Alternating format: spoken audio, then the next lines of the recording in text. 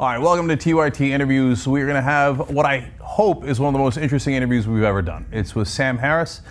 He has a BA in philosophy from Stanford, a PhD in cognitive neuroscience from UCLA. You might be familiar with some of his books: The End of Faith, Religion, Terror, and Future of Reason, Letter to a Christian Nation, The Moral Landscape, Lying Free Will, and now his most recent book, Waking Up, A Guide to Spirituality Without Religion. Now, Sam, welcome to the Young Turks. Thank you, Cenk.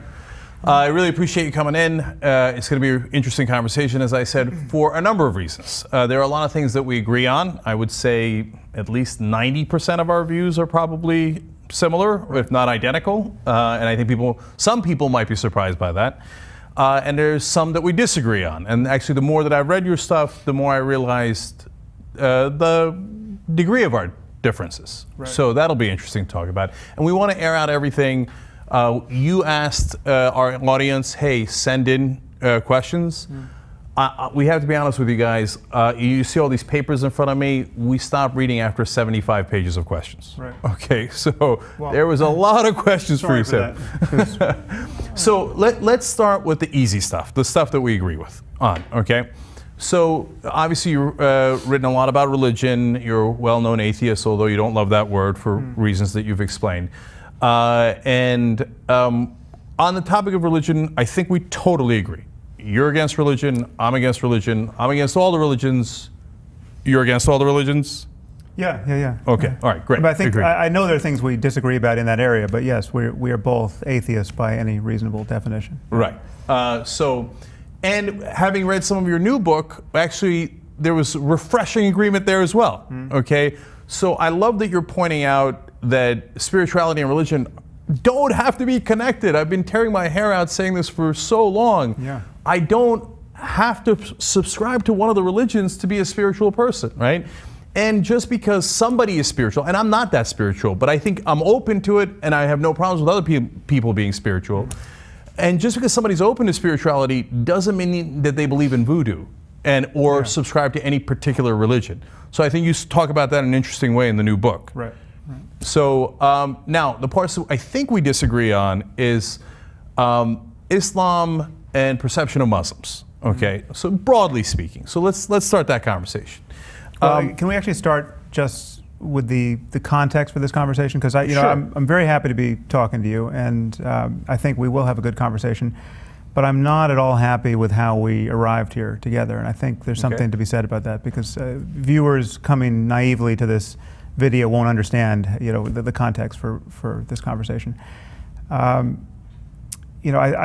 think, and it's not a surprise to you because we've communicated by email, but I think you've treated me really unfairly in the last few weeks, and I've come here to clean up this mess, and that the structure of that conversation is an unfortunate one, because I'm going to be saying a lot of things that are going to sound defensive, right?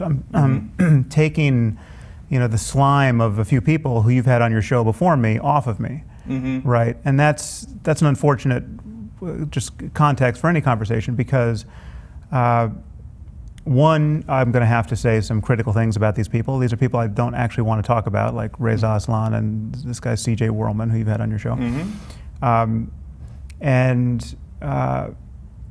It's also just, and we're not going to talk about some of the interesting things we could talk about, like the book on consciousness and meditation and spirituality I just wrote. I mean, I doubt we're going to get to that. So there's an opportunity cost here imposed by the fact that there's a huge mess to clean up, and people should understand that that's the context. Right. So that is your perception of it, and hence we have our first disagreement. I don't agree with that. Okay, so I think that the things that they said, well, number one, people come on the show and say things that I don't agree with all the time. You will say things tonight that I don't agree with, but that doesn't mean that we shouldn't have that conversation. Number two, you have a perception of what they said that is not the same as mine, right? Okay. You view it as totally unfair, but that's why we're going to have this conversation, right? Because I think it is fair. So let's talk about it and see where we come out at. There's a deeper point about a problem with journalism that I think should be exposed here, because it's not, because I think you and I have a different view about just how this game should be played. And I'll give you an analogy. So the website Salon has maybe half a dozen or a dozen articles on me that are just pure slander. I mean, they misrepresent my views. one of these articles, one of the writers calls me a douchebag. I mean, this is not journalism. These are just hit pieces that are on the website Salon. Now, any naive reader of that website, they visit this website, it's one of the most trafficked websites on earth. They think, well, this is all journalistically sourced. There's an editorial policy that has made all of this kosher. But the truth is, much of what you read on Salon is just maniacs in their bedrooms typing. I mean, this is not the New York Times. Now, Salon would ask me to have you take this video off because you said that about them. No, well, let me tell. You see what I'm saying? No, well, no, it's not a valid analogy, but we'll get there. So, okay. So when I communicate, this stuff is built up over time, and so I communicate with the editor-in-chief of Salon, complaining about this. One article says I supported the Iraq War. I never supported the Iraq War. So. So factual inaccuracies and tonal things that are just crazy for journalists to be doing. And the editor-in-chief of Salon says, well, I'm so sorry you feel that way, but at Salon we're open to all voices. This is all about conversation. This is a salon after all. So perhaps you would like to write an article for us, defending yourself, showing how you're not a racist and a bigot and an Islamophobe and a Zionist and everything else we've called you. Yeah. So, and I said, okay, so great. So first you steal part of my reputation by just putting all of the stuff out there.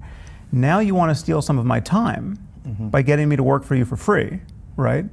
And then you want me to drive all my traffic to your site, all my readers, so they can read where I have said, I'm not a racist and I'm not a genocidal maniac.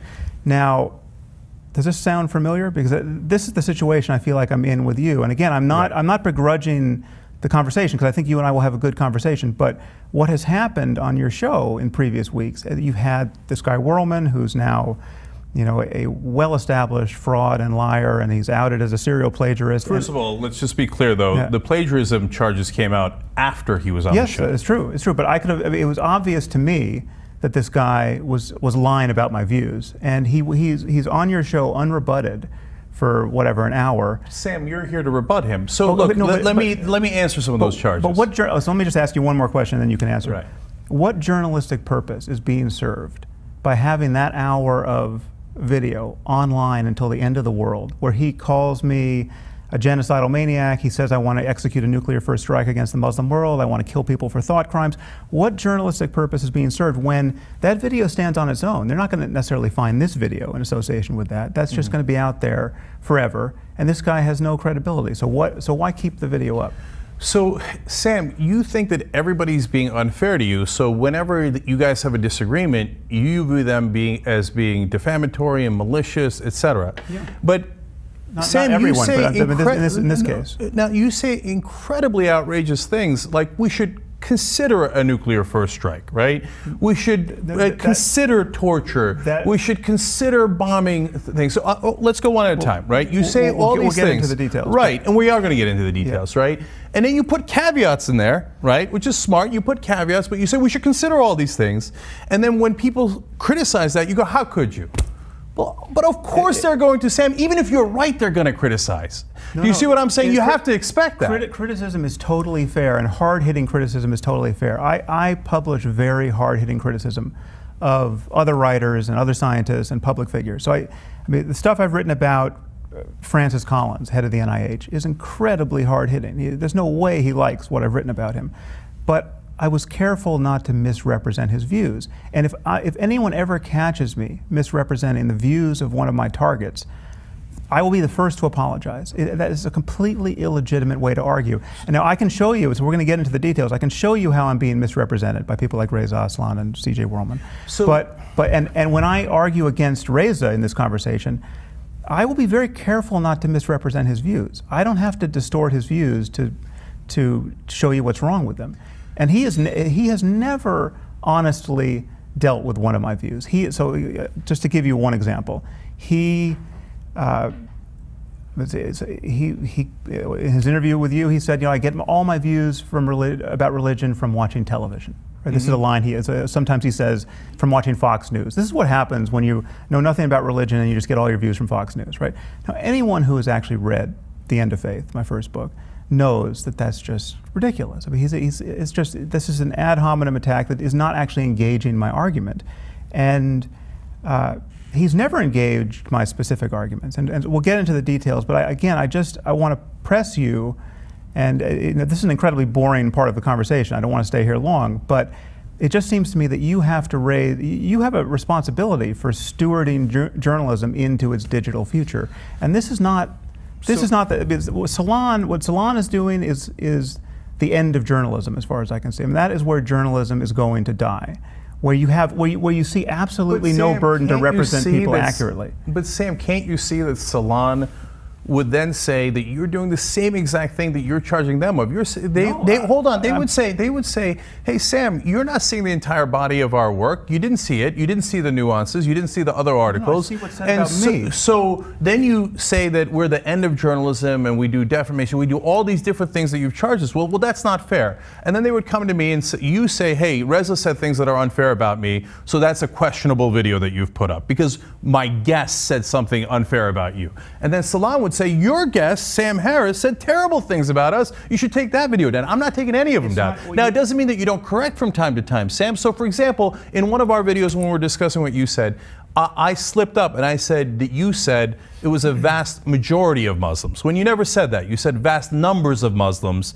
in the context of a discussion. So we went back and put an annotation on that to clarify it, right? To say that's not what Sam said. Let's get into the details, because this is not going anywhere. Right. So I'm saying that we are being as responsible as we possibly can in airing out other people's views. Here, this is not a TV conversation. You're not going to get cut off. Your mic's not going to get off. We're going to go as long as you want, as long as we want, as long as people have an understanding of where we stand. We do the best that we can there, okay? And so just because you disagree with someone doesn't mean they're wrong. So now, back to the original point. So obviously, based on all your books, Christianity is wrong, Judaism is wrong, Islam is wrong, right? Okay, I agree, they're all wrong. Okay, now the question comes as to whether you mean, and this is probably the most common question we got submitted here, whether you mean just Islam or do you mean Muslims, right? Now, so there are dozens of quotes here from you, not referring to just Islam, but to referring to Muslims, okay?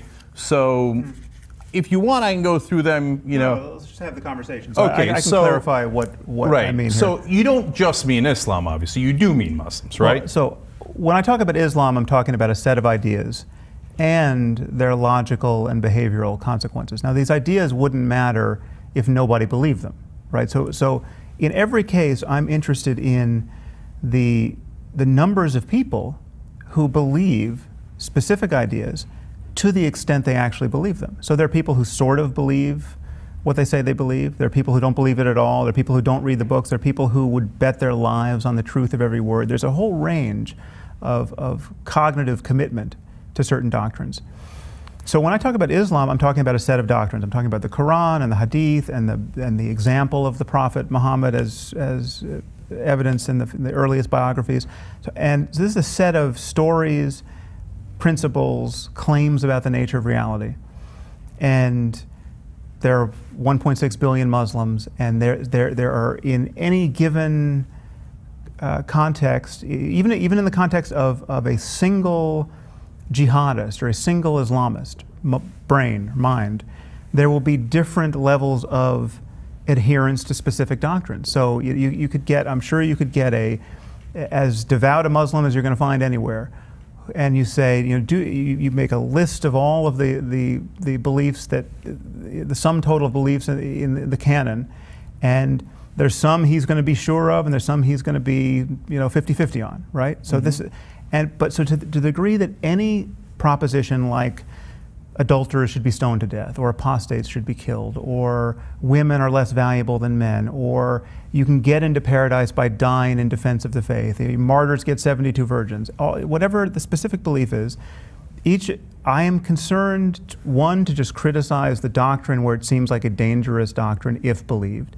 and then two, I want to have an honest discussion about the prevalence of that belief in the Muslim world. And by Muslim world, I mean 1.6 billion Muslims wherever they happen to be, right? So the Muslim community here in Los Angeles, the Muslim community in throughout Indonesia. So the Muslim world is just the sum total of Muslims. And if there's a person over there who was Muslim 15 minutes ago, but he no longer is Muslim by the end of the night after hearing our conversation, well then the Muslim world used to be over there and now it's not over there. So I'm interested in what people believe and how much they believe it, and the link between belief and action. Right.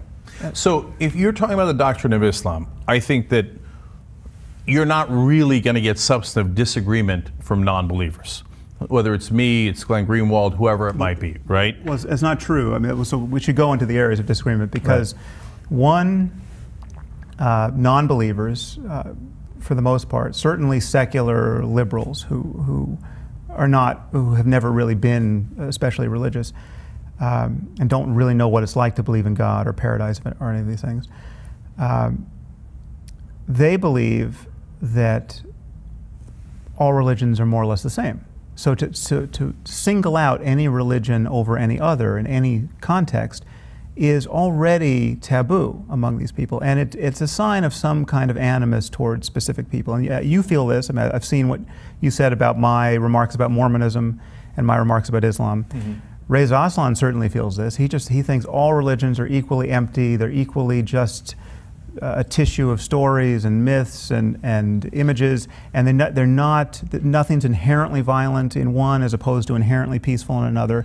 And we should agree and disagree about that, because that's not exactly what I've said.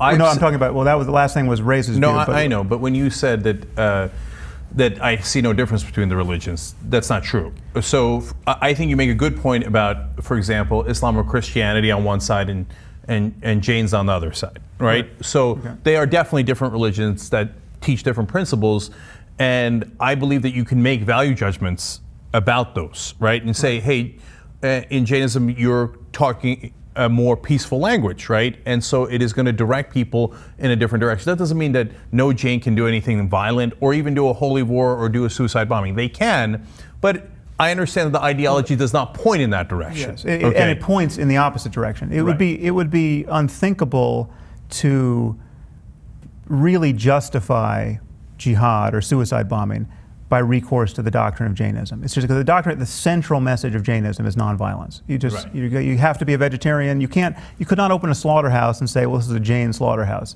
Right. And so now, but that matters. Now, I think so. You can make distinctions. So we agree there. Okay. Now, the slight caveat to that, or a very important caveat to that, is that Jainism is fairly unique. Most of the other religions are bathed in blood, and so to varying degrees, which is important. Right. So that's point one. Point two. The point that you were alluding to, what I said about Mormons is. There we might have disagreement. So you say Mormons are slightly more absurd than Christians, right? Because you say you take all the absurdity of Christianity and then you add on top of it further absurdity that Jesus is going to come to Missouri, etc. Right. I think those are really good points, but to me, that's the difference between 2 + 2 = 5 or 2 + 2 = 6. Neither one is true, so what difference does it make? Well, no, this is actually, this is a cute statement, and I think nothing hinges on it, but it's actually a mathematically precise statement. If you think Jesus is going to come back, that's one order of improbability. If you think Jesus is going to come back to Jackson County, Missouri, that actually increases the unlikelihood or decreases the likelihood. If we're talking about math, it's like dividing by 0. No, it's equally unlikely that he's going to go to Jerusalem or Missouri. He ain't coming. No. The whole thing's is Zeus more likely to come to Missouri or to Athens? It's the specifics that make it less probable. If you just think he's going to come back somewhere, that's one thing. If you think he's going to come back to Jackson County, Missouri, that's less likely. And that is a mathematically true point. This is just probability theory. Even if I were to grant you that, which I definitely do not grant you, but even if I were to grant you that, you're going to hear from a bunch of mathematicians who are going to insist that you grant that. Okay, that's fine, and I look forward to that, and hopefully we'll get 75 pages on that. Sam, what difference does it make? Both of them are totally untrue. Totally untrue. Nobody talked to the Smith. Nobody talked to Jesus of Nazareth. It's made up. I only made that point in the context of saying that you can say objectively true things about differences among religions, and even say objectively true things about the likelihood that any one is true. Now, there's another thing that cuts against Mormonism, which many people have noticed, which is we just know too much about Joseph Smith to take him entirely seriously. We know he was a con man and a libidinous guy who just kept making up new revelations so that he'd get it on with the wives of his followers. I mean, there's just too much information on him. Now, the history of Islam and Judaism and Christianity is cloaked in much less certainty than that. So it's easy to romanticize who these guys were. I think this is a small point, Sam, but let me just say on that, I look at it the exact opposite. Okay, so I know Joseph Smith was a charlatan. My favorite story is when he tells his wife, "Oh, God talked to me, and it turns out I need to have sex with our maid." Right. And she's like, "Oh, sure you do, buddy." And she's the first person not to believe in Mormonism in that instance. And Muhammad has very similar stories in Islam, okay? Very conveniently, he also had to have sex with all the women and conquer all the land, etc., right? But Moses didn't even exist. Well, so I would view that as less credible because he didn't even exist. Yeah, but obviously many people think he did exist.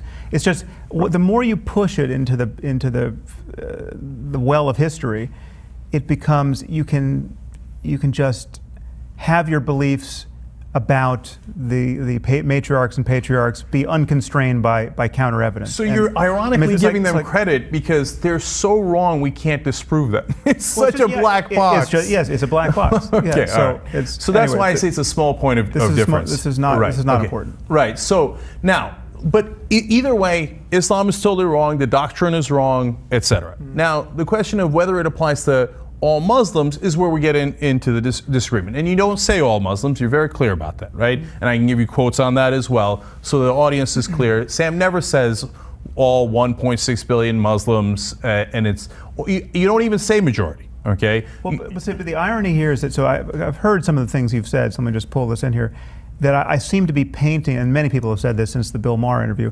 I seem to be painting all Muslims with a broad brush, even though I don't say all Muslims.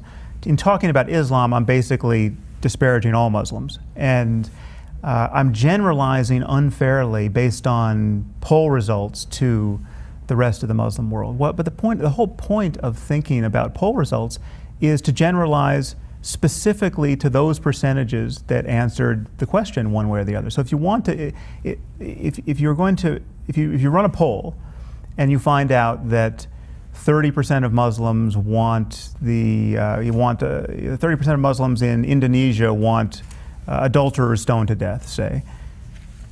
Then when you're criticizing that belief, you're talking about 30% of Muslims in Indonesia. You're not talking about the other 70%, and that's the whole reason why one would refer to poll results. And that's what I do. I'm consciously aware of and often saying, on this topic, we're talking about this percentage, and on this topic, we're talking about this percentage, and this is how else do you speak with precision about who you're talking about? Well, I have a theory on how we can do that, and I'll get to that in a second. But I want to read some of your quotes now. Again, there are many, many like this, but to give people a sense of what I'm referring to, okay? So you say at one point, it is time we recognize and oblige the Muslim world to recognize that Muslim extremism is not extreme among Muslims. The truth about Islam is as politically incorrect as it is terrifying. Islam is all fringe and no center. I'll give you just one last one here.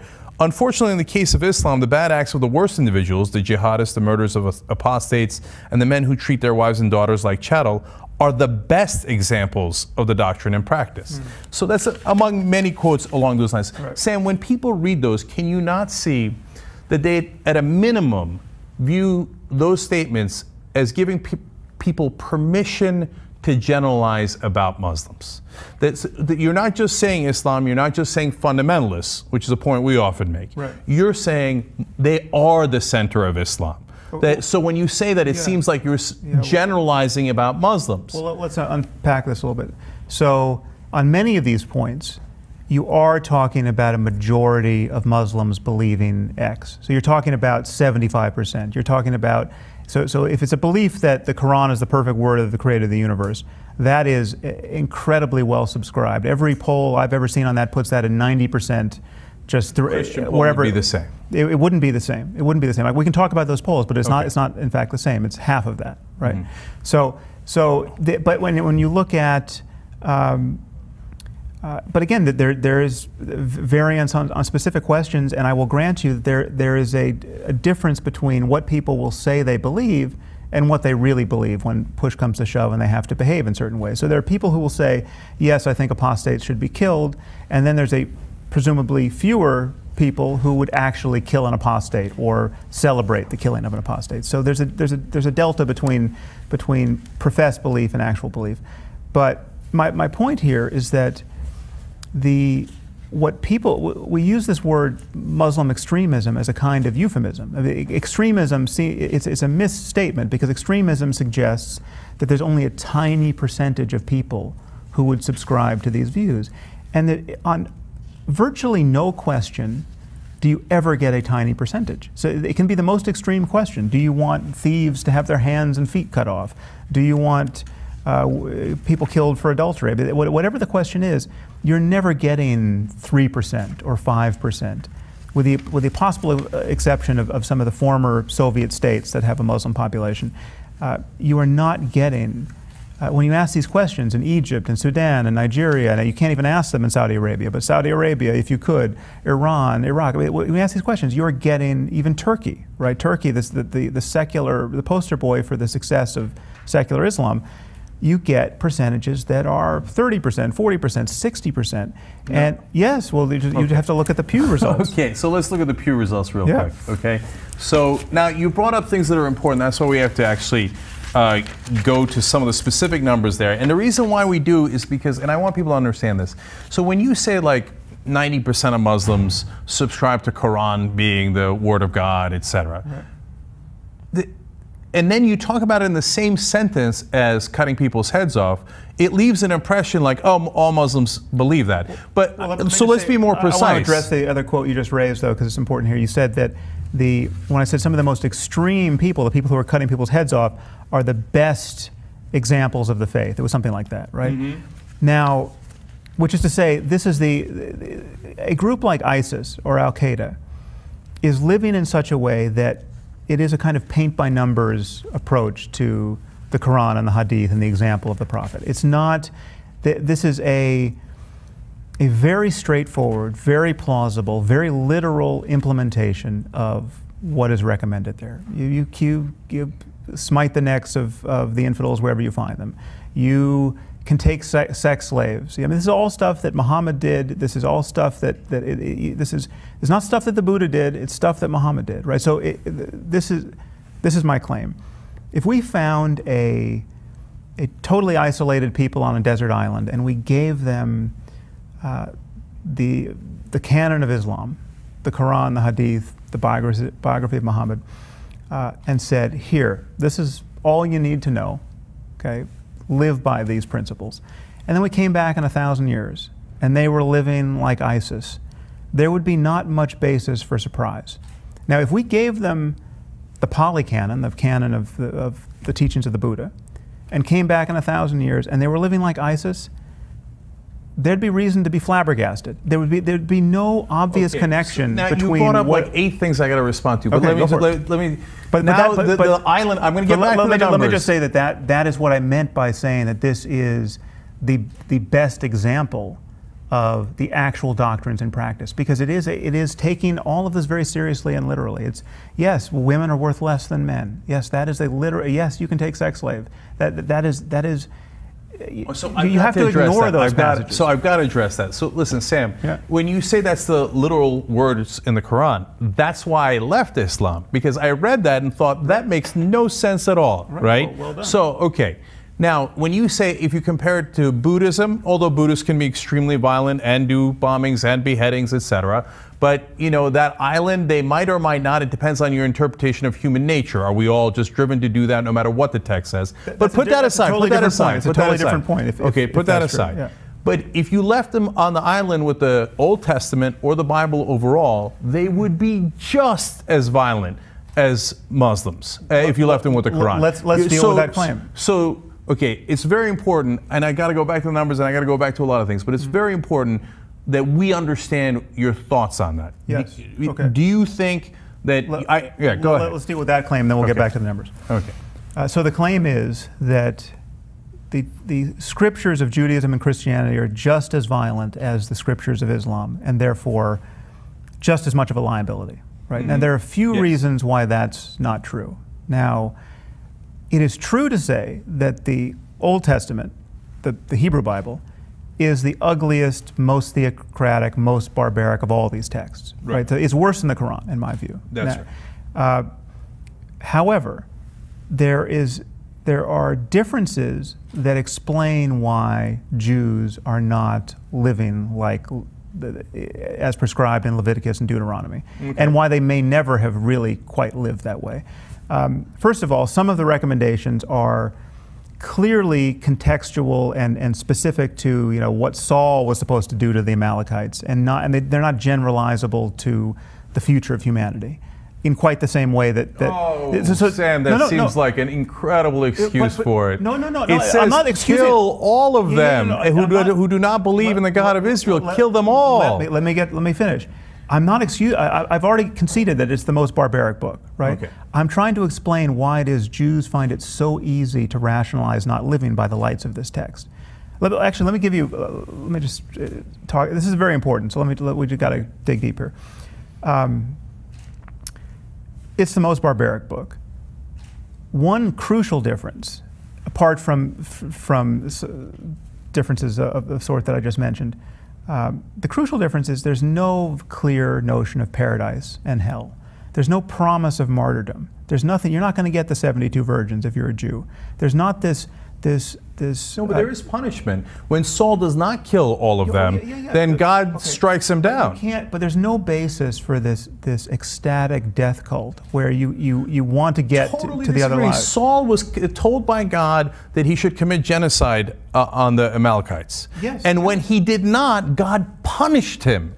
So it is you have to make sure that you commit the genocide. But it is much more about living in this world and waiting for the Messiah. If you are an Orthodox Jew, it is not about conquering the world for Judaism, right? There's not a missionary faith. You're not winning believers. You're not conquering by the sword. It's not convert or die, right? It is, we're waiting around for the Messiah to put things right. And again, I'm not discounting all of the harms of Orthodox Judaism. If you get me on the topic of Orthodox Judaism or conservative Judaism or the behavior of the Israeli settlers, I can be as vituperative as you'd ever want me to be. But there are differences that explain the difference we see between jihadists and Orthodox Jews in Brooklyn who are doing horrible things to women, and it's a very retrograde world they're creating, but they're not creating the same kind of chaos in this world. And I'll give you're saying the principal difference is they don't care to convert you. Okay. Well, no, and also this notion of paradise and martyrdom is the huge variable among jihadists. It's the willingness, it's the eagerness to die, to get and to not only get into paradise yourself, but to get everyone you care about in after you, to get past that velvet rope in the sky. That is at the center of this death cult behavior. So even if I were to grant you that, then we go to the issue of Christianity, which has all of the barbaric stuff that's in the Old Testament, right? And then, of course, conveniently, Christians will cherry pick and say, well, we don't agree with that part of the Old Testament, but we love Genesis, right? So it has all that barbaric stuff. It's in the Bible. And then in the latter verses, it says, oh, by the way, God is going to come back and kill you all, okay? First, you have the messianic situation. If you have the worst of all worlds, you have to convert everybody, okay? And if you don't convert everybody, God will kill you all, right? So, and you should look forward to that because your beloved Lord is going to come and vacuum you into the sky. So if anyone is the most dangerous, doesn't it make sense that it is the people looking forward to Armageddon where we all die? Well, and by the way, actively try to make that happen. Okay, well, let's deal with that. There are certain circumstances in which Christian belief is worse than Muslim belief, or Islamic belief. And I talk honestly about those circumstances. I mean, one example, which is may seem far afield here, but it's very consequential, is just you look at the religious impediments to embryonic stem cell research, and the fact that we didn't just pull off the brakes there and do this research, full speed ahead. The impediments were Jewish and Christian beliefs about the souls entering zygotes at the moment of conception, and that you could have a petri dish with 3-day-old human embryos, which is just filled with souls that are every bit as important as the souls of our children or people with Parkinson's disease, and we have to worry about how we treat these microscopic specks in petri dishes. Crazy idea. It doesn't make any sense. This is something I've talked about. I would never dream of criticizing Muslims or Islam for their role in this, because according to Islam, the soul doesn't enter the embryo until day 80 or day 120, depending on which hadith you believe. And so Islam is totally off the hook there. Embryonic stem cell research is compatible with Islam. Okay? So again, the crucial point here is to recognize that specific beliefs have specific consequences insofar as they're really believed. And that's all I'm ever talking about.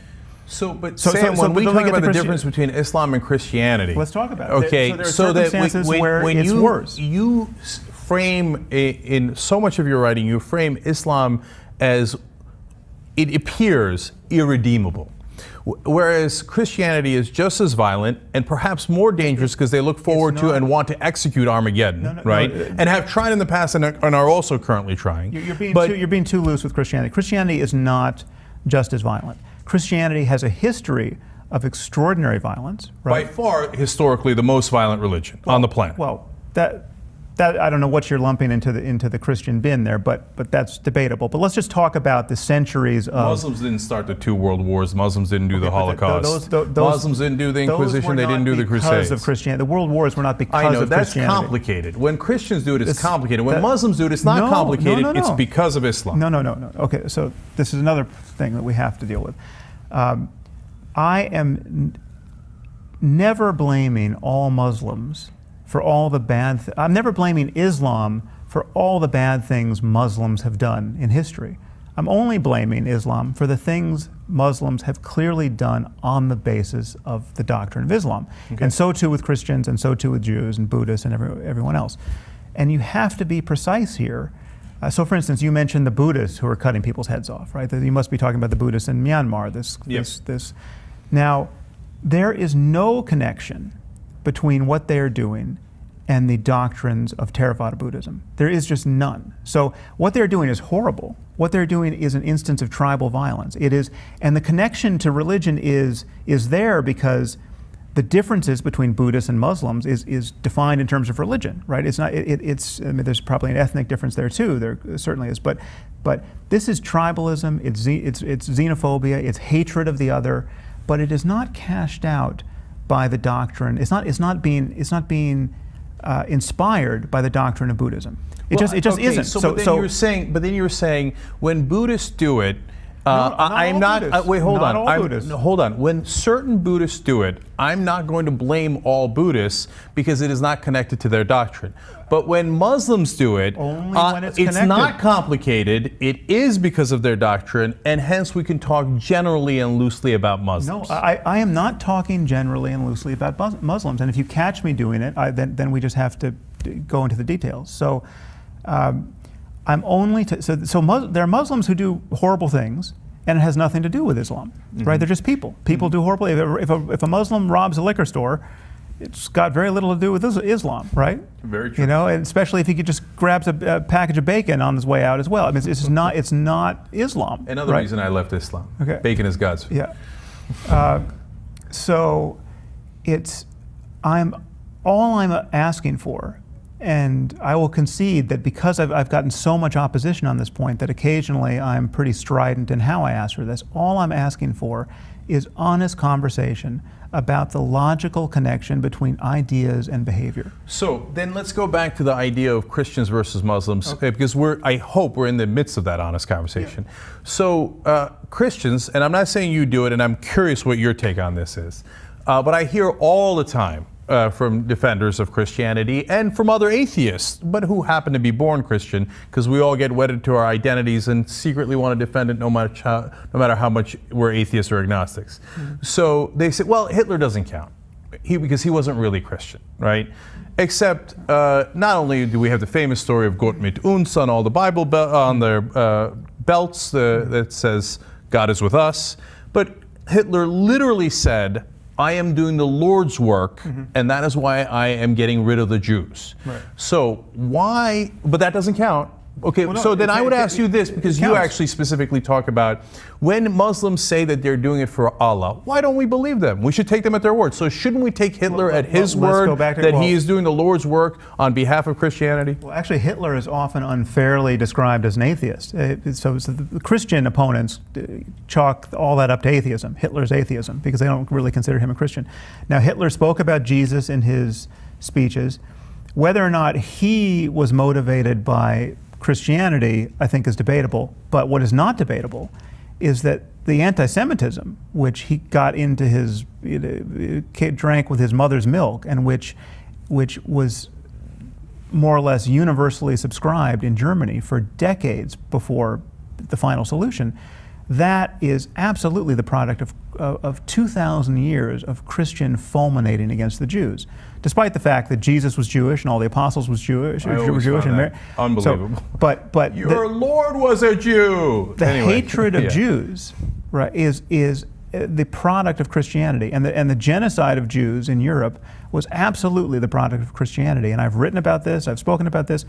It's a horrible fact. And now, again, that doesn't entitle us to be less than precise about the differences between Christianity and Islam.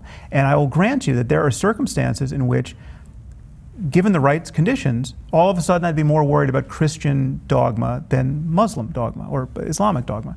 And yes, and those, a fascination with the book of Revelation and the end times and the rapture and hoping to destroy the Al-Aqsa Mosque so as to bring this about. All of this is terrifying. And the fact that there are Christians who are hoping for the end of the world is again, many secular liberals doubt that this is true, right? But the real burden here, and this is what I run into with the Glenn Greenwalds and the Reza Aslans, is that people don't actually believe that others believe this stuff. They don't actually believe that people believe in paradise or in heaven or in the rapture. So we half agree and half disagree there, Sam, because I totally agree with you that some people absolutely believe, and it drives me crazy, as it does with you, that when people say, oh, nobody really believes that. That's not true. 32% of this country, the United States, is fundamentalist Christian, okay? Now, you can argue about definitions, but they're evangelicals. They say that the Bible is the inerrant word of God, right? Which they can't possibly believe, because then they'd murder everybody, right? Well, no, they have a, well, again, this is one difference with Christianity, and these are important differences. One difference is you have this notion that Jesus, his grace supersedes all of that Old Testament law, so that you can have, as a devout Christian who thinks that it's all perfect, you can find a rationale to ignore the Old Testament barbarism, because Jesus has delivered his doctrine of grace, right? And then you get the Sermon on the Mount, and you take Jesus and half his moods, and you get very benign, very pacifistic attitudes. Now, Jesus, when he comes back on the Day of Judgment, is going to be wielding a sword and throwing sinners into a lake of fire, and all of that's weird. But in the meantime, you can find, as a Bible-thumping ignoramus who's against science and who's against evolution, I mean, who thinks evolution is a hoax, etc., you can still find a basis to just wait around for the rapture, and you do not find a basis for holy war and a desire for martyrdom and all the stuff we're seeing in the Muslim world.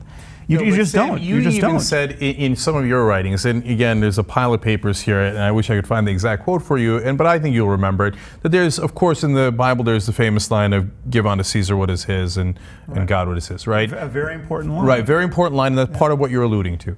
But in the Quran, there's also a line that you've written about that says, don't enforce your religion on others, right? No compulsion in religion. No compulsion in religion, right? Which, by the way, a great majority of Muslims agree with in the world, right? Yes. So, and in Islam, there are great parts too, don't get me wrong. So there is the idea that all the races are equal, and that was not necessarily the case at the time that the Quran was written. That certainly people didn't think about it that way, and that's why there's so many Indonesian Muslims and German Muslims and Muslims of all different races, right? So there are good parts that you can cherry pick in any religion and bad parts that you can cherry pick in any religion.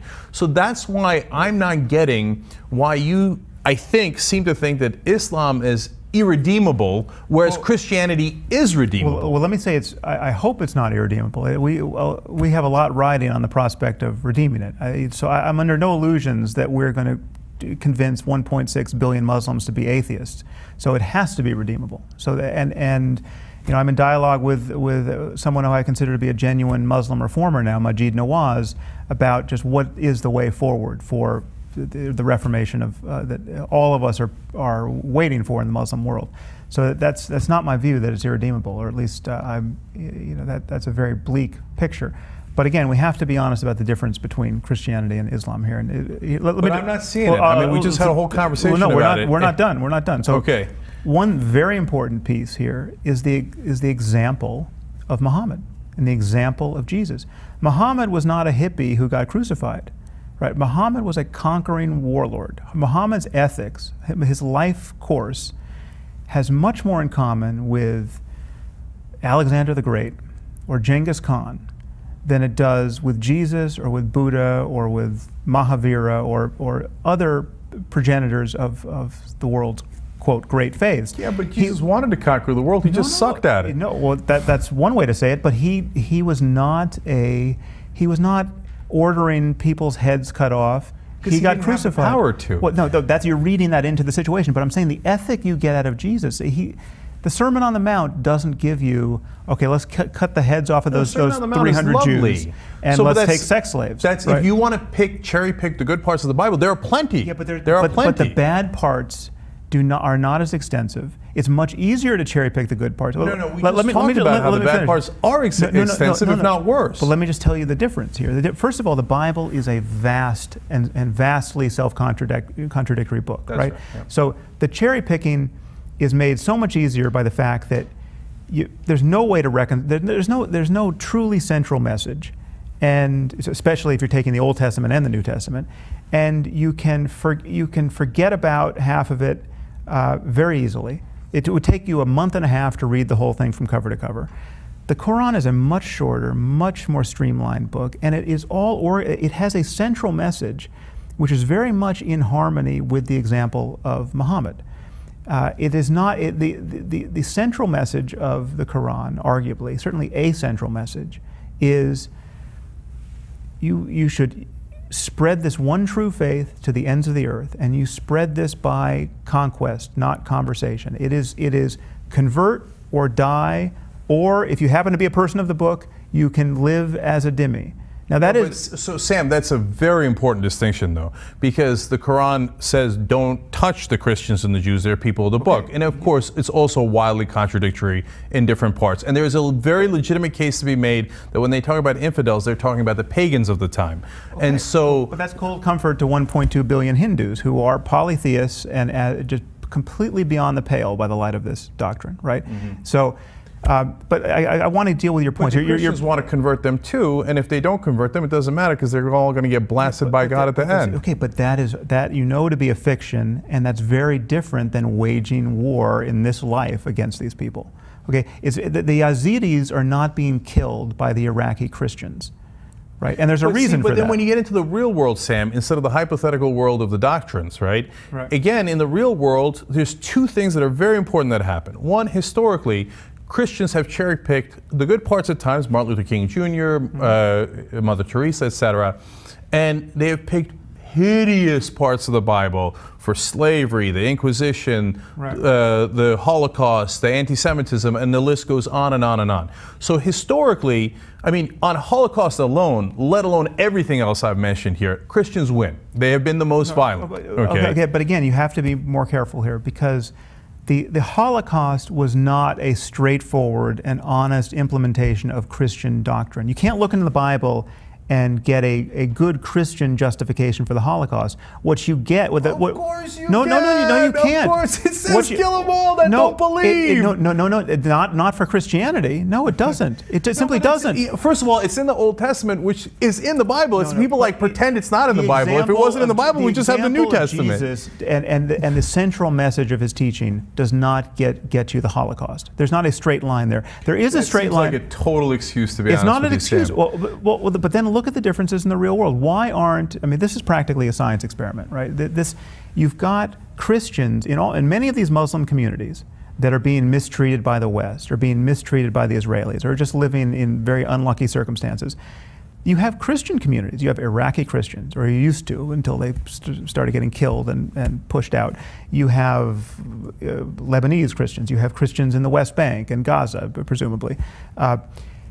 Where are the Christian suicide bombers? Where are the Christians cutting the heads off of Yazidis? Where's this death cult behavior among Christians? So gas chambers don't count? You have to physically cut somebody's head off? No, but here's a science experiment. In this same year, you have people living in the same kinds of conditions, right? I mean, the Christian Palestinians have to go through the same checkpoints as Muslim Palestinians, right, in Israel. Well, I have an answer to that. Okay, what is the answer? Okay, so it's not specifically in Palestine, but in Northern Ireland, what did they do when they felt they were oppressed and they were occupied? They bombed civilians, right? What did the Tamils do in Sri Lanka? They bombed civilians. You've changed, when they felt that they were oppressed and occupied, they always bombed civilians. No, I can talk, no, but they don't always, because we are not seeing the Christian suicide bombers. Mm-hmm. Right, so we can talk about Ireland. Okay, but hold on. If you're being incredibly specific on suicide bombers, okay, we had Buddhist suicide bombers, kamikaze fighters. Okay, so we've had them all. Okay, let's not be so scattershot here. So I can talk. I've written and spoken about the link between Zen Buddhism and the kamikaze pilots. Right, so you can get a death cult out of some quasi-Buddhist ideas. Now, Zen Buddhism is different from Theravada Buddhism and Vajrayana Buddhism, and it's not actually a stretch to see how it doesn't emphasize compassion in the same way that, for instance, Tibetan Buddhism does. So when you see Tibetan Buddhists mistreated by the Chinese, they're not practicing suicide bombing. They're practicing self-immolation. They're burning themselves, right? They're not blowing themselves up on buses, and it makes a lot of sense given their religious dogmas, right? The connection between the Buddhism and the kamikaze pilots is drawn from Zen, but it was also kind of Japanese nationalism and Shinto, and it was kind of a weird brew of a militaristic doctrine there. But it is easy to see how Zen was helpful there, right? I'm not denying that. But again, we have to be honest about the degrees of remove from a very clear doctrine and behavior. So, Sam, this goes to the heart of the issue. This goes to the heart of it. Go ahead. So it's easy to see how we could make the Quran worse, right? So we could make it better and we could make it worse, right? It is exactly the way it is, and certain lines are open to interpretation, but it would be worse, for instance, if it didn't have that line that there's no compulsion in religion, right? When you take that line out, you've just taken out one tool that moderate people have to resist all the other barbarism there. And it's easy to see how it could be worse. It could be on the bottom of every page. It could say, oh, and by the way, don't forget, you have to kill those homosexuals, right? On every page, it could reiterate that. That would be a more emphatic exposition of a doctrine that's already in there, but to emphasize it to that degree, we would expect more homophobia and more murders of homosexuals in the Muslim world as a result. And if there was a single page in there that said, listen guys, homosexuality is a totally natural byproduct of evolution. It is love between a man and a woman is just as legitimate. There's no problem here. You should just honor it. If that doctrine were in there, it would be, you wouldn't find a hatred of homosexuals. So and we've been over this, what you're saying is that the doctrine matters. It really matters. But Sam, I don't disagree with that. Okay, so you had Reza Aslan on here for an hour saying that the doctrine doesn't matter because it's all about... No, I don't, but I don't agree with Reza. And I said throughout that I don't agree with Reza. Reza talks about how the truth is something that was a concept that came up a couple of 100 years ago. I mean, that's a nice linguistic turn, tell that right? to Plato. Right? Yeah. So I don't agree with that. That's why I'm agnostic. That's why I don't believe in any of the religions, right? Because no, there is a truth. 2 + 2 does equal 4. But you're still resisting right? you're resisting specific consequences of specific beliefs. No, I'm not. I know that Islam, by having the things that are the damaging parts in there, lead to sometimes bad results. I believe that it is part of the mix as to why people do the suicide bombings and all the bad things, right? I believe that there is plenty of that in the Bible that has led to all of that as well. In fact, when you talk about homosexuals, again, who's killed more homosexuals in history? By far the Christians. By Christians far. are equally culpable on that front, Right. yes. Okay. So, well, not equally. Worse. Okay. Well, So, wanting to kill homosexuals is bad in both contexts. I mean, That's exactly it's dangerous my point, to be. Wes. It's probably more I'm dangerous sorry. to be a homosexual in the Muslim world at the moment. But. Sam, that's exactly my point. My point is that Christians have done worse to homosexuals, but it doesn't really matter because both don't like homosexuals. It says it in the text. It says it in the doctrine, right? Mm-hmm. So there's no need to say Islam is worse or Christianity is worse. So that's what I'm saying when we talk about the heart of the issue. Why, no, but why Sam, ignore hold the on, differences? hold on. Why ignore the differences now, between when the you faiths? okay, hold on. Now, when you say okay, the doctrine of Islam is worse, which we still have a disagreement on that. Let me just remind you what I said about stem cell research. The doctrine of Islam is totally off the hook on that. So now why don't you object to me saying that? But why not object to my saying that? It's an accurate thing to say, but you seem to be going down the path of, oh no, they must be equally bad here. We're coming back to the disagreement on whether 2 + 2 = 5 or 6 is worse, when there is plenty enough bad material in all the religions that if you wanted to go in that direction, you would have plenty of excuse to do so. And Christianity has done that in great abundance, not only in the past, but they still do it today. Okay. So the question to me is not whether your text sucks, because I think it does. I think it does in Christianity, in Judaism, and in Islam, and in many of the other religions, but not all and not to the same degree. But they suck enough that it gives you excuse to do violence, right? Okay. So now given that, when you have the Tamil Tigers do the terrorism when they're occupied and oppressed, and you have the Catholics doing it in Northern Ireland, and you have the Muslims doing it in Palestine, is it not fair to say, hey, wait a minute, maybe it's not just the religion, that religion, yes, unfortunately contributes to that and is a damaging part of the mix, but obviously there's also geopolitical factors involved here, which leads them all to the same result. Okay, well, let me deal with 2 points here. One is, there's still the differences, the specific and often tiny differences between the faiths really matter in terms of even though they both suck equally in terms of the barbarism that's in there, that seems to be, these texts can't be edited. So the barbarism of Leviticus and Deuteronomy is there for all time, if you're a Christian or a Jew, and likewise with the Quran for Muslims.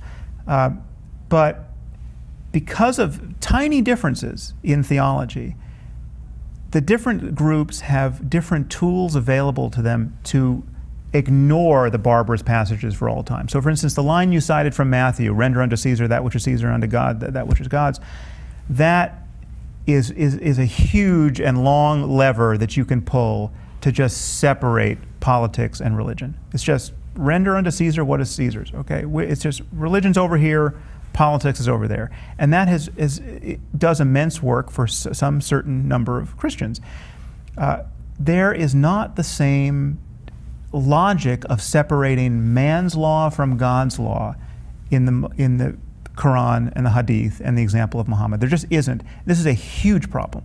So I agree and disagree on that as well. So the part I agree with you on is I've always thought that one of the huge problems with Islam is this marriage of mosque and state, if you will, right? So that's that it's definitely in the books, and it's definitely something that is practiced far too often. Not all the time, and not in different cultures, and I think culture makes an enormous difference, and so that's a whole part of another part of the conversation we can get into.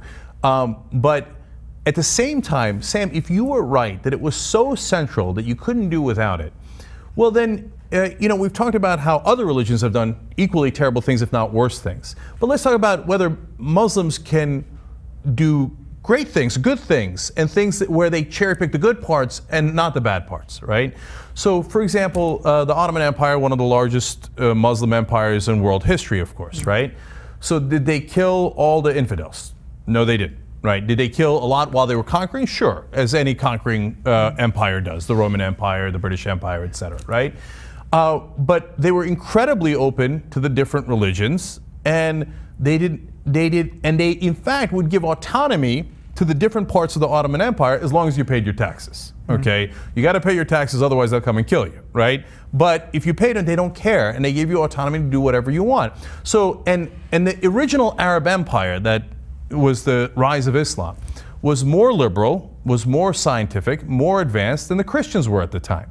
So it is possible, and we have seen throughout history, when Muslims are more liberal, more scientific, more advanced. So what part of that is irredeemable? What part of that it makes it impossible to cherry pick the good parts? Okay, well, you can cherry pick the good parts, and you can ignore the bad parts, and you can just not pay much attention to the doctrine, as many millions of Muslims clearly do, and that's a great thing. And I think the future of humanity depends on us, religious people, unwinding their attachment to this notion of revelation in the first place. So the idea that these books were inerrant and dictated by the creator of the universe, we have to become less and less convinced of that proposition and ignore these doctrines more and more, and that's the path forward for everybody. We need a secular world. So Muslims clearly can do that to some degree, right?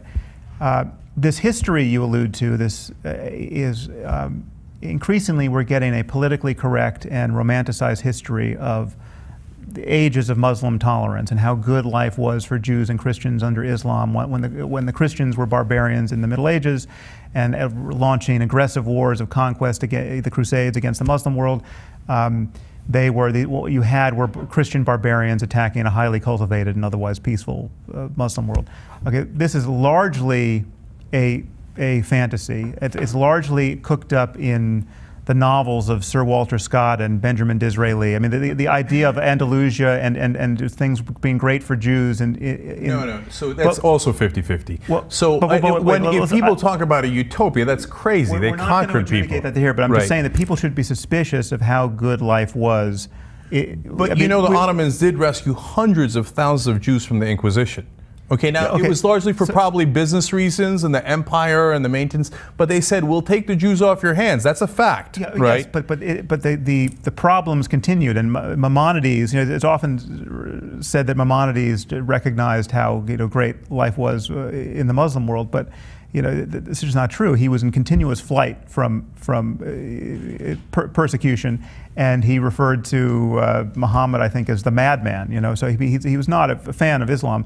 In any case, the comparison with the height of Christian insanity in the Middle Ages is obviously, of course, life was terrible for Jews in medieval Christianity. So you have a civilization that is completely deranged by its religiosity, where people are being burned alive for heresy and witchcraft, and you're talking about ages of the starkest ignorance, where people, the bubonic plague is ravaging Europe, and all the Christians can think to do is start cutting the tongues out of blasphemers, because they have no idea of how people get sick, and they just think blasphemy must be the cause, right? So you're dealing with a completely deranged religious world, and yes, then by comparison with Christianity at that point, Islam looks rather good, but again, and we're not going to adjudicate a different interpretation of history here, but I'm just saying that there we have a romanticized history about how good life was under Islam, and how jihad and fundamentalism is somehow a new phenomenon. It's just the Wahhabis who were jihadists,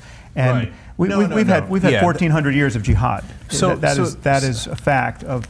Jihad is not an invention of the 20th century. So Sam, I don't romanticize it at all, and of course back then the things that happened would shock our conscience today, right? But when you compare the Muslim empire to the Christian empire back then, or the Christian, it's hard to call them empires, but fiefdoms, etc. Christendom, yeah. Right. Well, the Muslims were comparatively more liberal. They built libraries, whereas the Christians didn't, right? They cared more about science and math than the Christians did. They were spreading their faith by jihad, and the Crusades were a response to 300 years of jihad. I mean, the Crusades were not just. The Christians didn't wake up one day saying, let's just conquer the world. They were dealing with continuous attacks from the Muslim world. There you go again. So I feel like when I hear you talking about Israel, when I hear you writing about it, or I read you writing about it, it always feels like, well, it's always the Muslims' fault, right? So the Christians, they did the Crusades because they were provoked by the Muslims. And Israel does the bombings where 75% of people are killed or civilians, but the Muslims made them do it, right? So, and you write the Jews are the least of the offenders, right? And so can you not see that when somebody looks at that and goes, boy, that's a nice coincidence, here we go again. It's the Muslims' fault because the Muslims made the Jews kill the Muslims, right? Have you read A Letter to a Christian Nation? Mm-hmm.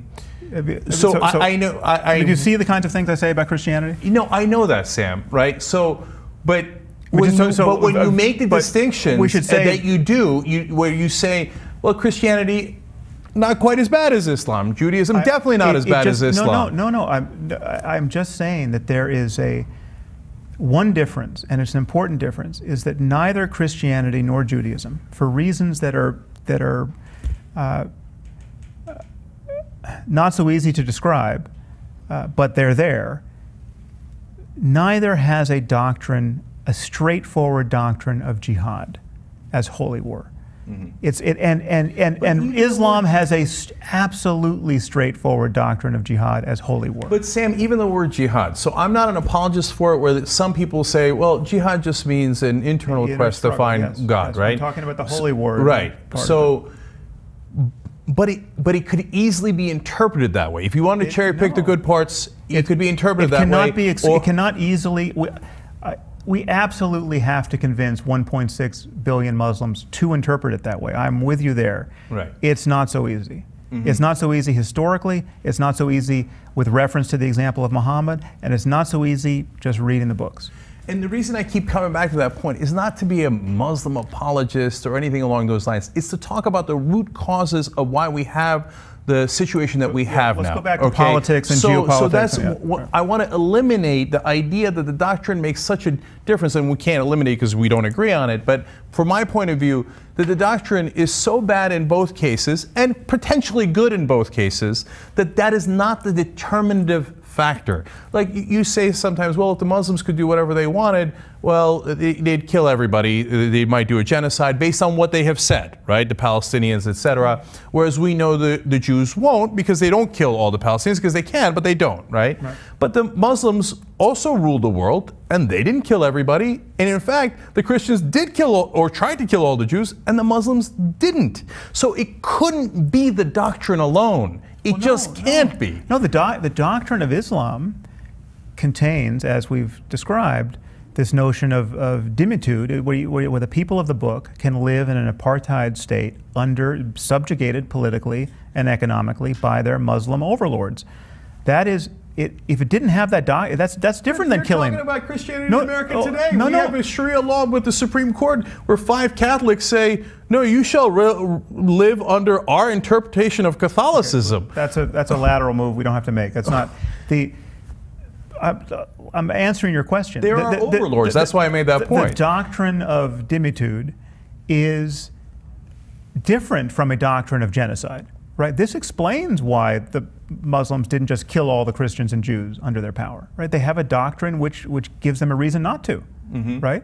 The doctrine matters. But they didn't kill every Hindu they ran into. They didn't kill every pagan they ran into. No. They had the borders. Yes, Islam historically was in a more or less continuous state of conquest, war with its neighbors. It spread virtually to the ends of the earth. I mean, how do you think Islam got from Portugal to the Caucasus to India to sub-Saharan Africa? It was not through conversation. It was not through interfaith dialogue. So this again gets to one of the central issues, Sam, because how do you think the British Empire, the sun never set on the British Empire? Conquest.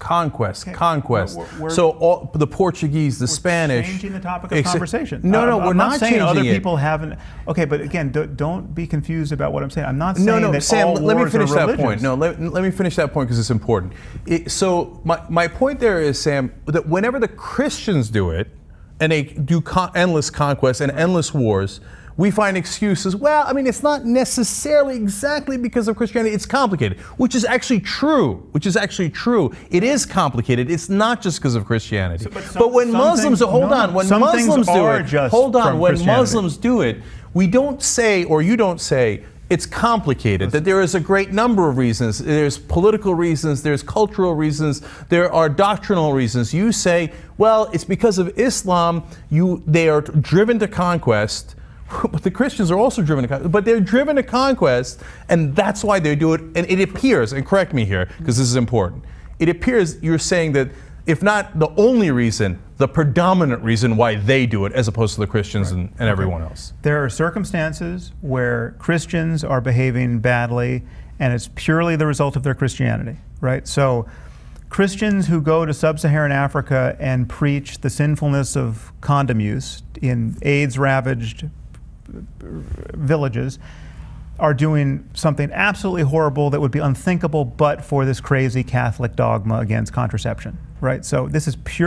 Catholicism in practice, you can draw a straight line from the doctrine to the behavior, and it's incredibly harmful, right?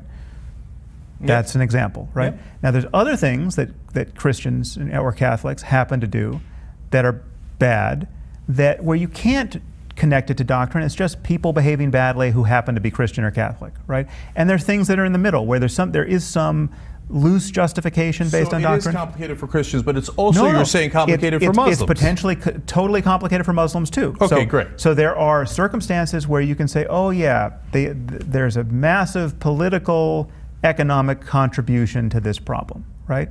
Then there are circumstances where you can say, there is zero political, economic contribution to this problem, and it's pure ideology. When someone in Marin County or Orange County some white guy who was raised Christian or Jewish, wakes up and gets really into Islam and starts reading all the books and goes to the local mosque and gets radicalized, right? And he decides to go fight for ISIS. That's not economics. It's not politics. Yeah, I disagree with you. Okay, well, so that'll be an interesting disagreement. And I'm arguing in most cases it's not psychopathology. It's not. ISIS is not acting like the bug light for the world psychopaths.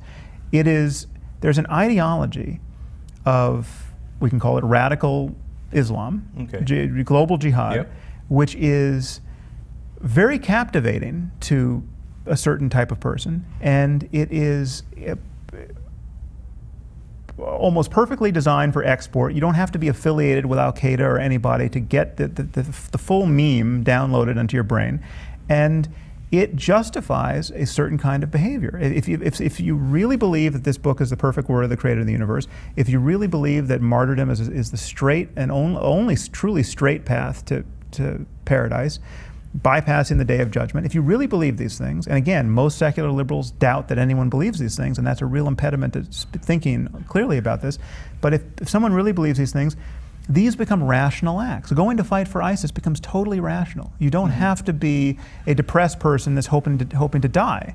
You can be Sam, so here's our disagreement on that. Okay. So we don't disagree that Islam contributes to that. I totally agree with you. Okay, if you say it's the only reason, that's, I think, clearly not the case, and I'll tell you why. So, for example, and I'll come back to the convert example in a second. So, Kurds sometimes, they have wonderful parts of their culture, but they all have unfortunate parts of their culture. One of which is they do female genital mutilation much more than other Sunni Muslims in the area. Okay, right. So it is more specific to their culture. It's also specific to some African cultures, whether it's Muslim or Christian, right? They do honor killings more than other Sunni Muslims in the area. Okay, so it is obviously somewhat cultural. Now you could look at that and go, wait a minute. Now they got that from the text of the Quran, so it is. I wouldn't. Now female genital mutilation is a bad example there because they didn't get that from the Quran. But even honor killing. So honor killing is. There's a lot of support for it in the doctrine of Islam, but honor killing, I would be the first to admit, is a bigger problem than Islam. Hindus do it. I mean, this is a deeper patriarchal, misogynistic thing in us that has been expressed in the Quran to some degree and in other religious scriptures, but it predates religion. and religion isn't the pure engine of this behavior. So the reason I bring up that example is because there are sometimes cultural factors that are more important than religious factors, but it certainly are in the mix of the reasons why people do things. Yes. Now, in the case of the American convert that goes over to fight ISIS. So I completely agreed with you here. So just acknowledge that. I mean, so that's you weren't expecting me to agree with you. You think that I'm sort of on record saying that no, honor killing is purely the result of Muslim doctrine, right? That's not something I've ever believed. I just think there's tremendous nuance in your points and my points. I don't view anything you say in a blanket statement. That's why I want to have this conversation so that it's clear, right? And so go back to the idea of the convert, right? Yeah. So it seems like, well, he looked at the Quran, he got convinced by the Quran, and he wants to go and fight the jihad, and that's what drove him to do it. So is that a large part of why he did it? Of course. Do I even think that it's the predominant reason why he did it? No. I think that guys like that are very similar to the mass shooters that we have in America. They are looking for glory. And they're going to find a vehicle for their personal glory. It might be that they're going to get famous by shooting up the school. It might be that they're going to go and fight for Allah. It could be that they're going to fight for Jesus. It could be one of a great number of things. That guy is driven by his personal psychology far more than he is by the religion. But I'm not saying that religion doesn't have a role in it. I wish that religion didn't exist and didn't give him the excuse to do that.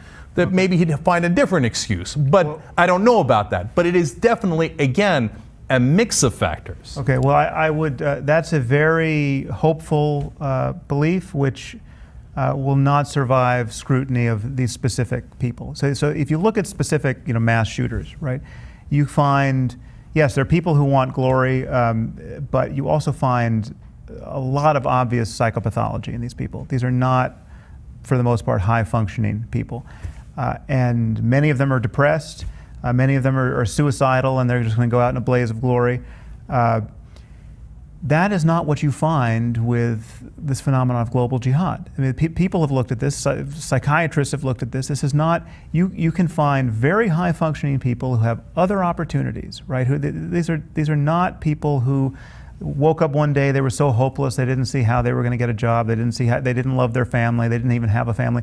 You can find people who have families, who have good kids, who are veterinarians or neurologists or engineers, who decide to blow themselves up or to attempt to do it waging jihad. So now I'm not qualified to get into Robert Pape's analysis of I am. I can talk about Pape. Of suicide bombers and terrorism and what drives them. Obviously, you know that he presents, at the very least, a very solid case, right? You might disagree with it. It's not. I'll tell you why it's not solid. For the people who don't know, just so we clarify, he says that that the overwhelming majority of terrorism is because of national political reasons and not because of religion. Okay, so you should read up on him and get context for that for those of you who are interested in that. Yes, go ahead. So Robert Pape is someone who has been very influential, not in security circles, but in sort of apologist circles. People love the punchline, which is, this has nothing to do with religion. And this is the thing I keep running into, that people either don't believe or they don't want to believe that anyone ever really believes what they say they believe here. So that no one really thinks they're going to get virgins. No one's really expecting to get to paradise. No one, when the jihadist says we love death more than the infidel loves life, that's just propaganda, right? And no amount of people blowing themselves up will convince the average secular liberal that these people really mean what they say. Now, Robert Pape has done an analysis of suicide bombing, and he's argued that, as you say, it's the result of nationalists and political and nationalist concerns, and it's a tactic used against democracies to get them to, occupying democracies, to get the hell out of town, right? And it's a very effective one because people don't like being blown up. So the problem with Pape's analysis is that he's one of these people who goes into it sure that no one really believes what they say they believe. Every religious claim is just a cover for a political or economic or nationalist claim. And here the game is rigged. If you're always going to look behind someone's religious claim to find the political claim or the economic claim or the psychopathological claim, as you just did, you'll never stop at the religious claim. You'll always look for something deeper. But no one ever does the opposite. No one ever finds someone who's making a very strong political claim for their motives, and then looks for the religious claim beneath it. So if my neighbor, goes and kills someone, and he's asked why he did it, and he says, well, listen, I wanted his stuff. I saw his great car and all his stereo equipment. I wanted it. I didn't want to leave a living witness, right? So I just did it, right? No one's gonna doubt his motive. He said something perfectly sensible, right? So this was a straightforward claim of a murderous intent, right? And it made sense. Or if someone blows himself up or does something outrageous, or attempts to blow himself up, and you ask why, and he says, well, I was just so hopeless. They had stolen my family's land. I saw no way out. I saw no way forward. I had nothing to live for. I just was filled with hatred for these people who had mistreated me and my family this way, so I behaved this way, right? No one is going to look at that and say, oh, no, that can't be the reason why he did that. There's no way. Why would you? But when someone says, I wanted to get into paradise, right? I want the 72 virgins. I believe all this stuff. Someone like Robert Pape says, that's never the reason. And what he does is he defines as nationalist agenda. So someone, like Al-Qaeda's goals, according to Pape, are nationalistic, because Al-Qaeda talks about wanting to get the infidels off the Arabian Peninsula. He views that as nationalism. That only by the most cockamamie definition of nationalism can you describe Al-Qaeda as prosecuting a nationalist agenda. But Sam, everything is through the filter of theology here. I'm not in that camp. So I'm in the camp. But that's Pape. No, but I'm in the camp of, as I've now said like probably 7 times, it's a mixture. So if Robert Pape or anybody says religion has no factor to play, that's crazy. Okay, yes, but if you say that religion is the only or predominant reason, and that's where we should end the analysis, I also don't agree. Okay, there are situations where, but for religion, you cannot imagine this person doing what he just did. Yeah, and we have a disagreement there. Okay, well, but. I can't imagine it. I could imagine it for nationalistic reasons, but psychological then reasons, there are depending on the where person and depending on the circumstances. Okay, but there are circumstances where a person has not been oppressed by anyone. He has no rational terrestrial grievance. Same with the guys who did Columbine. They weren't oppressed by anyone. They were perfectly middle class. We can explain they lived in their good behavior. families. These guys had obvious mental problems, right? Jared Loughner. Again, that's where people are really object to that, because whenever it's a non-Muslim, they have mental problems. When it's a Muslim, well, they don't have mental problems just because of Islam. Okay, there are Muslims who have mental problems, sure, right? Right. But there are clear cases. I mean, the burden is on you to explain how this behavior is so contagious, right? How are all these people leaving normal lives, right? And going, let's just take the local case of going to fight for ISIS. It's not all these people, though. No, thousands of people in 100 countries, many thousands of people. But out of 1.6 billion people, I mean, how many, we've had, about at most a dozen people from the U.S. leave, including a couple of girls today was in the news. But it's many thousands, it's many thousands from the free world, right? Okay, now, yeah, that's easily explainable. It's a tiny fraction, Sam. And yes, they feel that the Palestinians are being oppressed. They feel that the Holy Land is occupied. They have all these different reasons for it. Okay, so now let me go. I've been dying to go to the viewers' questions, and you guys have had great questions. This is an appropriate one for this. So let me ask you Yvonne Guzman's question. He says, Sam Harris usually, there's an email that he wrote, uses testimonies of Muslim terrorists, as you were doing here, where they claim that religion is the reason for their acts to ridicule those who say that religion is not the only explanatory variable for this behavior. Okay? He says, very often Harris says that we have no reason to believe that religion is not the main motivation for terrorism if the same terrorists say it is, just as we were talking about here. He says, my question for Sam Harris is, if it is his opinion as a neuroscientist that human beings always know the deepest motivation behind each one of their actions? No, it's not, and that's a very good question. Clearly, we can be wrong about our motivations, right?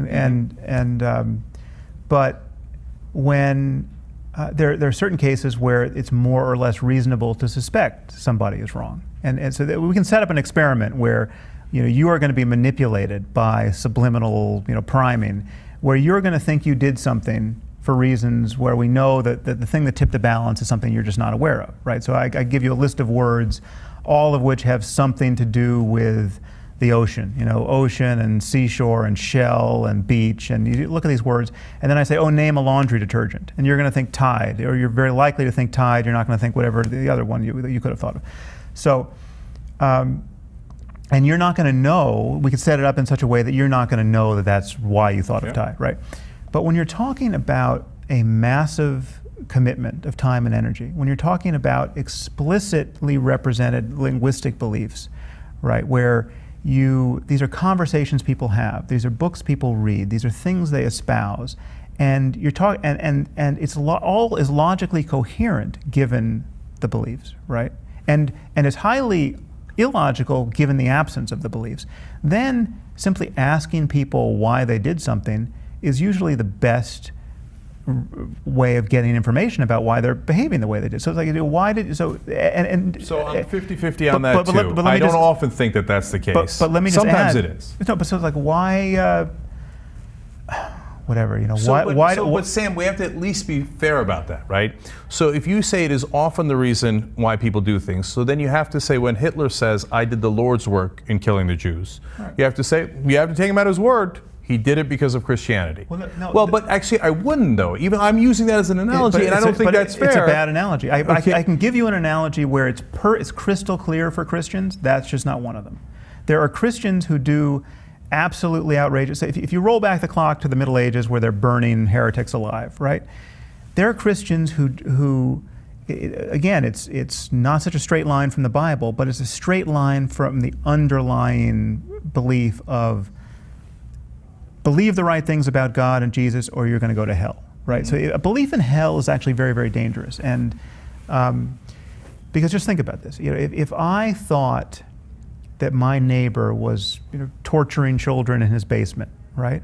I would call the cops immediately, and if the cops wouldn't show up, I would kick down his door myself, right? I mean, I would be highly motivated to stop him. Now, just imagine believing that it's possible for my neighbor to espouse such a dangerous system of ideas, a heresy, that he will lead his children, and potentially he'll lead my children, to suffer in hell for eternity, right? Imagine really believing that. Well, then all of a sudden, the state, it's impossible to keep your religious beliefs private. Then your neighbor across the street is more dangerous than the guy who's just torturing kids in his basement. This guy is spreading ideas that could lead to eternal damnation. Now, okay, look, I've got to address two parts. Medieval Christianity was populated by many, many people who believed that. Right, and as their behavior showed. Now again, that's not the most straightforward enunciation of Christian doctrine, but it is there at the core. Once you believe that the stakes are that high, heaven and hell, eternity, then you can Sam, get diabolical things out of it. Okay, so I agree with you that the people who did the Inquisition, you can draw a straighter line from Christianity to the Inquisition than you can from the Nazis to the Bible. Right. It is, but it is a spectrum. Okay, yeah. It is a spectrum, and somewhere in that spectrum, Hitler meant what he said to some degree and didn't mean it to some degree. But when we talk about Muslims today, I'm not sure you agree that it's a spectrum, or you think they're all on this end of the spectrum. Of course, there's a spectrum. Okay, so then we agree. But the problem is you think that the fringe is much fringier than I think it clearly is, based on polling data, based on the straightforwardness of the doctrine, based on a few other things we've touched on, however scattershot. But you think it's far more marginal than I think it is. But so, yeah, I totally agree. There's a spectrum, and the spectrum is one of the degree of belief in specific doctrines. Okay, so now let's finally turn to that part of the conversation, which is also very important, which is the consequences of these beliefs, right? And I don't mean the beliefs of the religious fundamentalist or the people who adhere more strictly to the doctrine, etc. I mean our beliefs. So if we believe that it is Islam that is predominantly driving them, if we don't want to say entirely, say predominantly driving them, well, then we might reach different conclusions than if we believe that it is a mixture of things that are driving them to violence. Nationalism, maybe in some cases, psychological issues, politics, economics, and religion. So the very good example, of course, is the Palestinians, right? Mm-hmm. So the Palestinians believe in suicide terrorism more than almost any other Muslim country or culture or community, right? So obviously, I think it's obvious that part of the reason that they believe that is not just because they believe the Quran even more than the other Muslims. No, it's because they find themselves in an occupation, and in an occupation, you almost always resort to terrorism. It's not the right thing to do, it's a horrible thing to do, but that is what almost all religions and all different nationalities have done. Do the other side of that experiment. Tell me what the Palestinian Christians are doing in the same condition. Now, that is, again, complicated, Sam, because the Palestinian Christians are a tiny minority, so they don't have the power to take the matters into their own hands, even among the people who are occupied. But when Christians are the majority, the Catholics are the majority in an occupation, as we saw in Northern Ireland, they do terrorism. Northern Ireland, that's a confusing example. It's not a great analogy. I have in the past ascribed religion to be the cause of that, but it's not religion in a straightforward way. It's the religion, it's similar to what's happening in Myanmar with the Buddhists and the Muslims. It is the tribalism based on religious identity. It's not the clear expression of doctrine. They were not fighting over the transubstantiation of the communion host in Northern Ireland, right? Mm-hmm. So that the doctrinal differences between Protestants and Catholics was not the problem.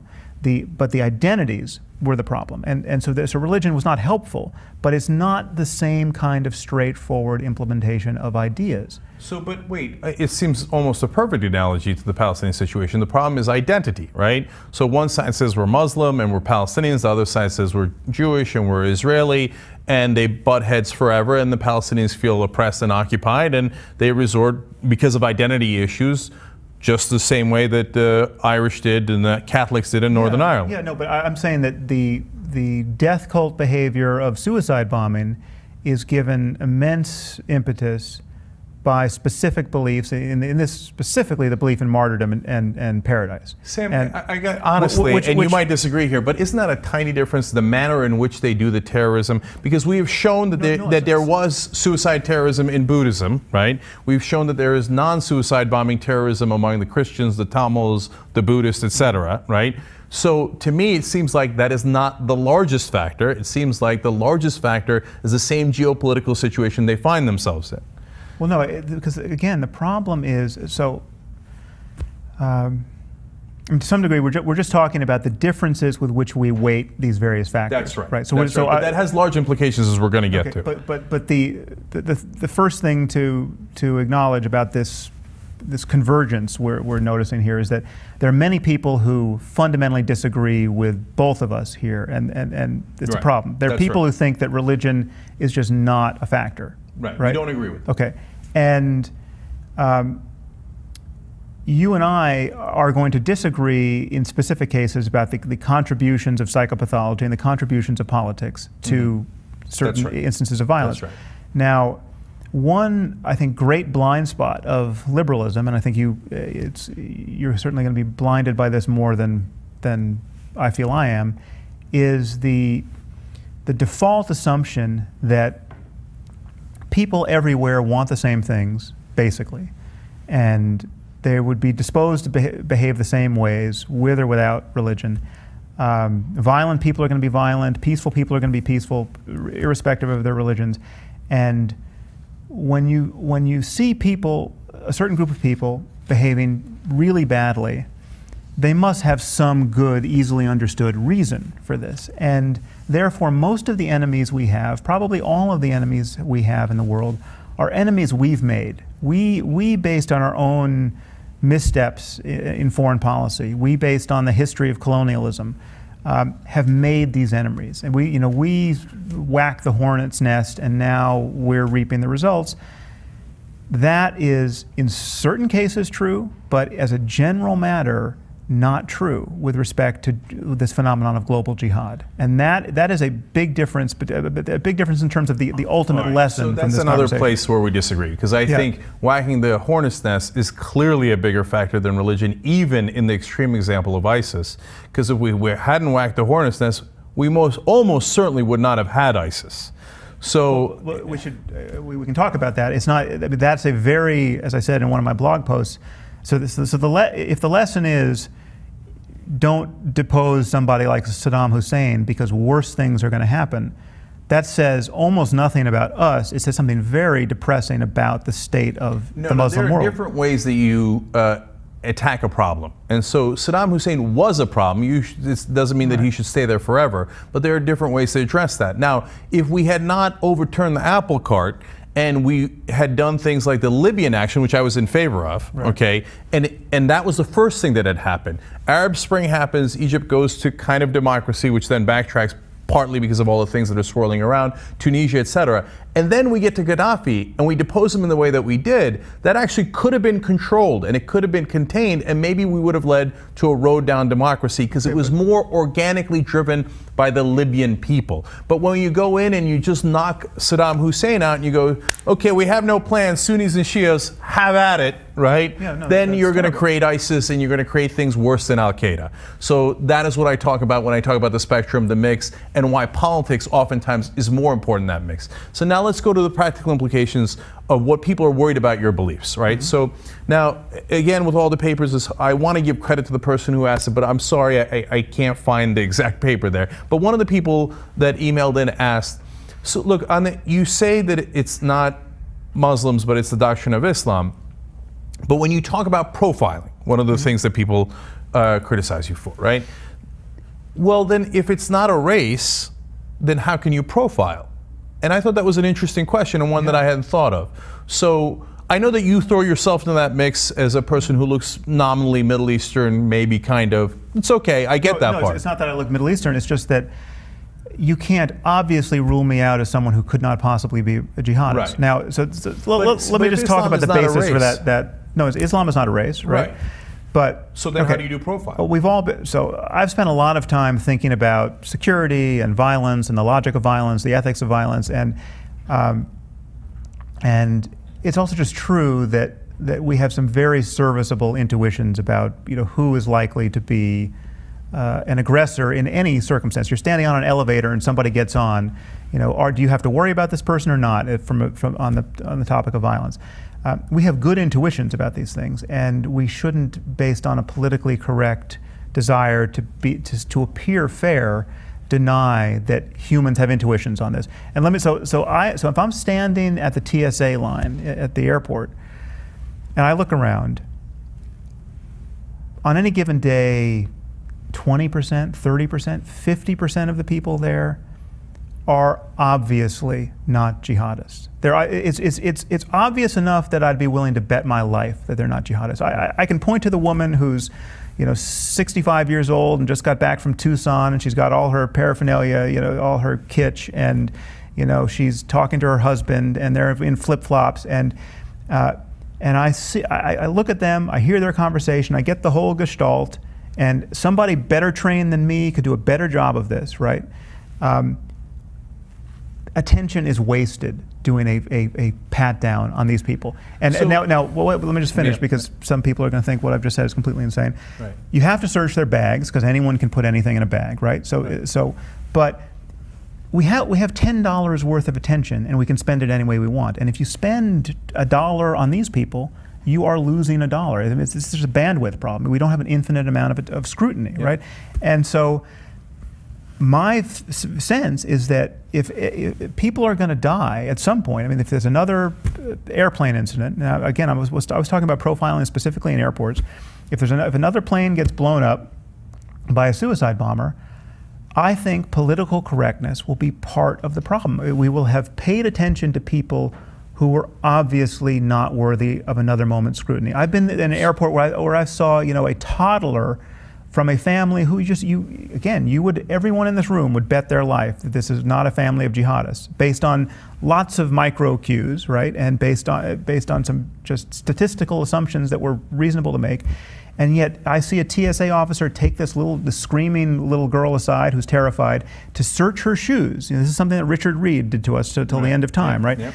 Just talking about on the show today how much what I advocated in that piece on profiling is what I called anti-profiling, not profiling Muslims, not profiling Middle Eastern people, or not racial profiling, but acknowledging that we know what we're looking for. We're looking for jihadists. We're looking for people who have a certain construal of Islam and are willing to die and want to die this way.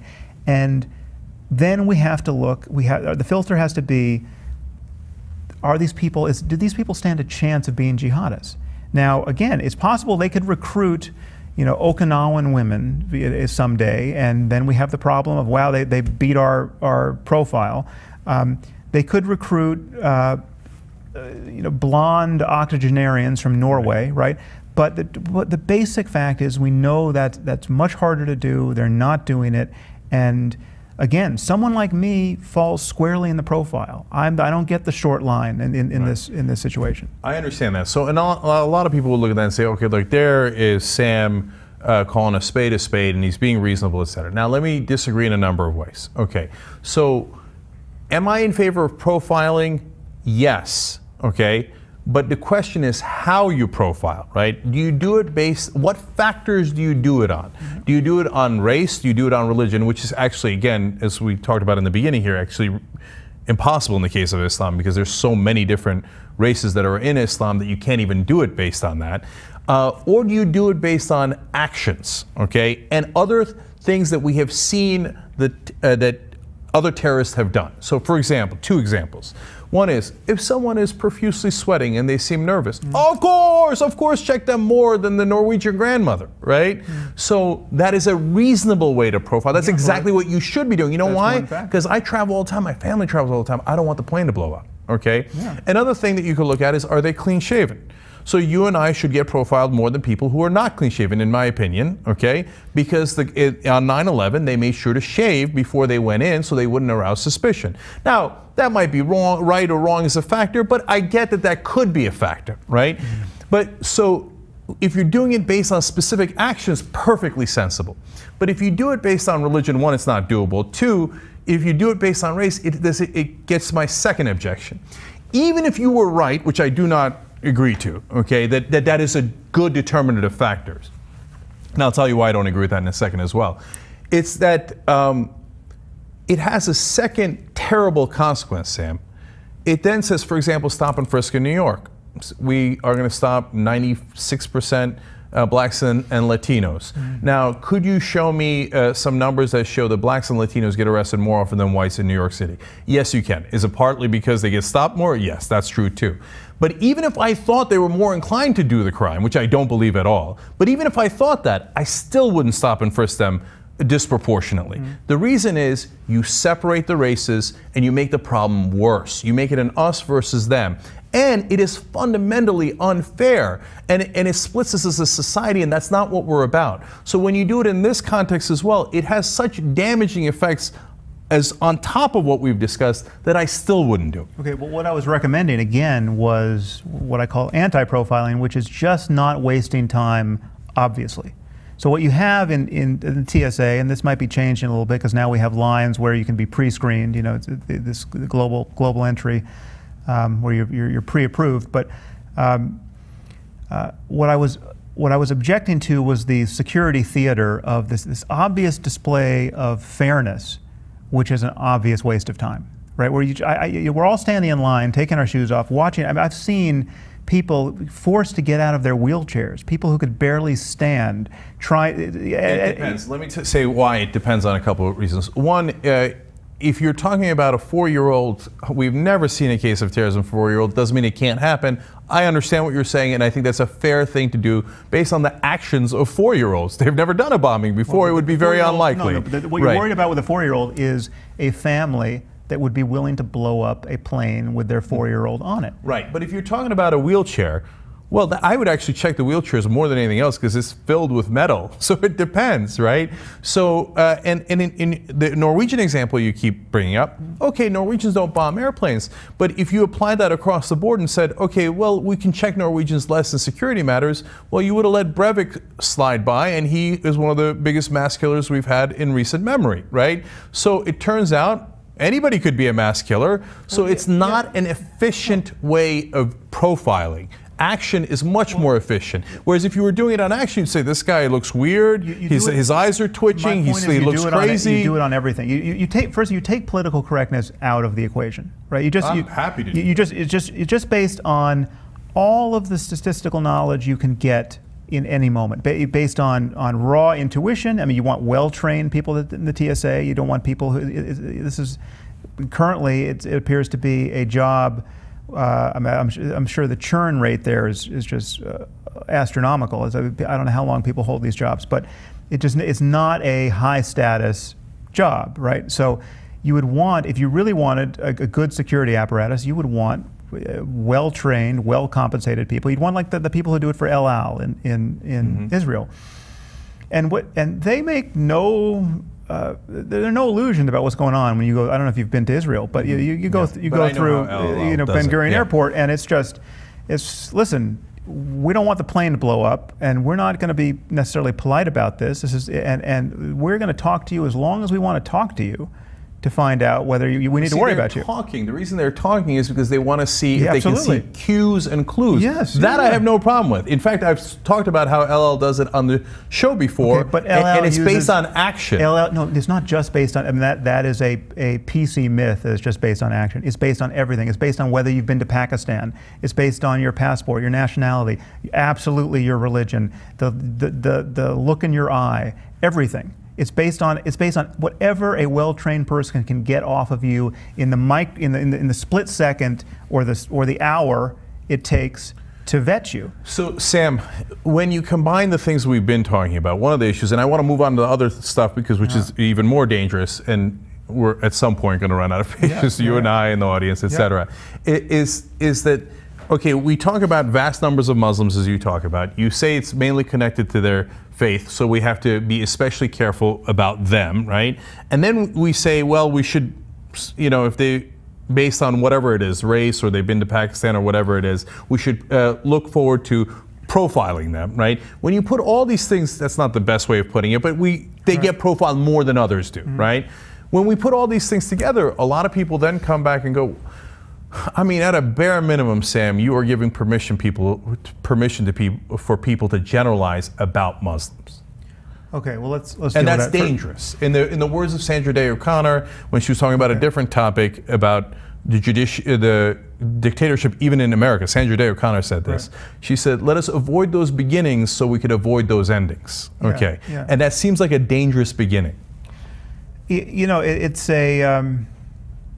Well, it depends on how it would be implemented, right? So it's a dangerous beginning if there's some grotesque apparatus that causes anyone who sort of looks Middle Eastern to suffer a 4-hour ordeal at the airport where white guys just breeze on through, right? It's unfair, it's inflammatory, it's not, the thing that we should want, and the thing that all Muslims, frankly, should want, is the thing that would be totally rational and would dial down the risk of this kind of terrorism on airplanes to the lowest practical level. So presumably 99.9% of Muslims getting on airplanes don't want to be blown up by a jihadist, right? Of course. And presumably an honest person of whatever faith will admit that the next person who blows up an airplane is more likely to be Muslim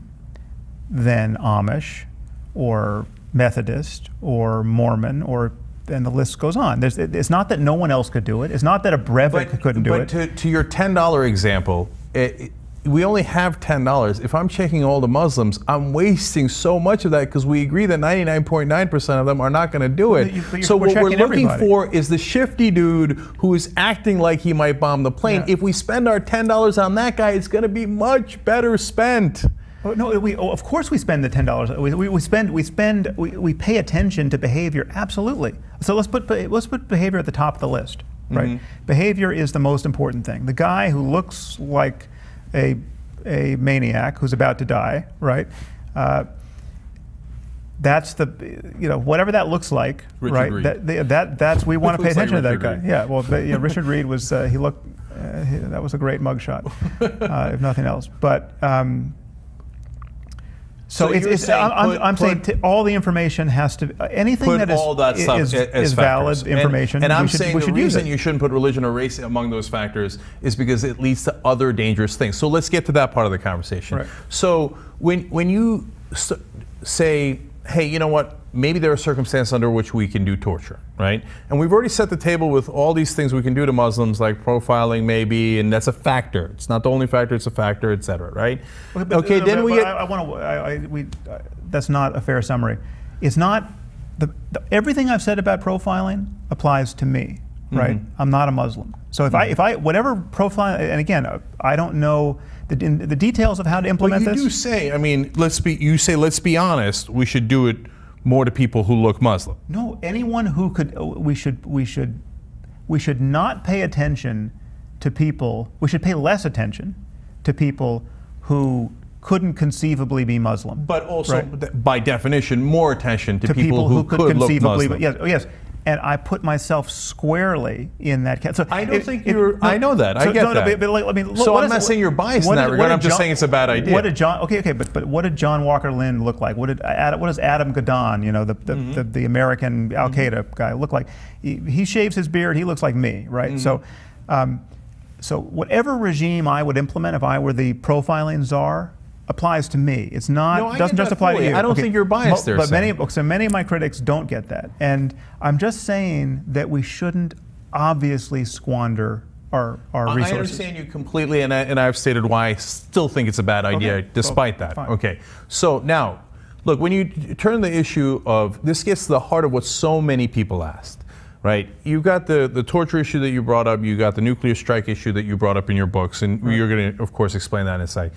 And the list goes on. And I actually think the part about what we should do with Middle Eastern countries, whether democracy can work, whether good economies can work, et cetera, is worse, to be honest. Okay, when you have all of that, what people are asking constantly is, okay, Sam, so what do you want to do with Muslims? So, like, what's the answer? What's the answer? I want to encourage an honest conversation about the link between beliefs and behaviors, and get us to marginalize. What conclusion do you reach? Get us to, based on conversation. But conversation is easy, Sam. We've had the conversation. It's not easy. It's profoundly difficult. You should see the kinds of conversations I have with someone like Nick Kristof of the New York Times, right? Who will not admit that there's any link between religion and behavior. Right. Okay. So, but in our context here, we've had the conversation and we know what our agreements and disagreements on those issues are. But then, all right, then finish the conversation. Yeah, so what do you want to do with that? The kind of conversation I'm having with someone like Maajid Nawaz now, and the kind of conversations he's trying to have with radicalized people in the Muslim world. He's trying to deprogram jihadists. He's trying to deprogram Islamists. We have to figure out how to inspire a reformation that is credible within the Muslim world, that gets Muslims by the tens of millions, hundreds of millions, to one, honestly acknowledge the link between certain doctrines and behavior, which is something that someone like Reza Aslan absolutely does not do. And if he does it, if he's starting to do it now under pressure, he hasn't been doing it, and he's very shifty on this point. Where someone like Maajid Nawaz just straight up, he acknowledges the doctrine. He's a former Islamist. He knows why he was an Islamist.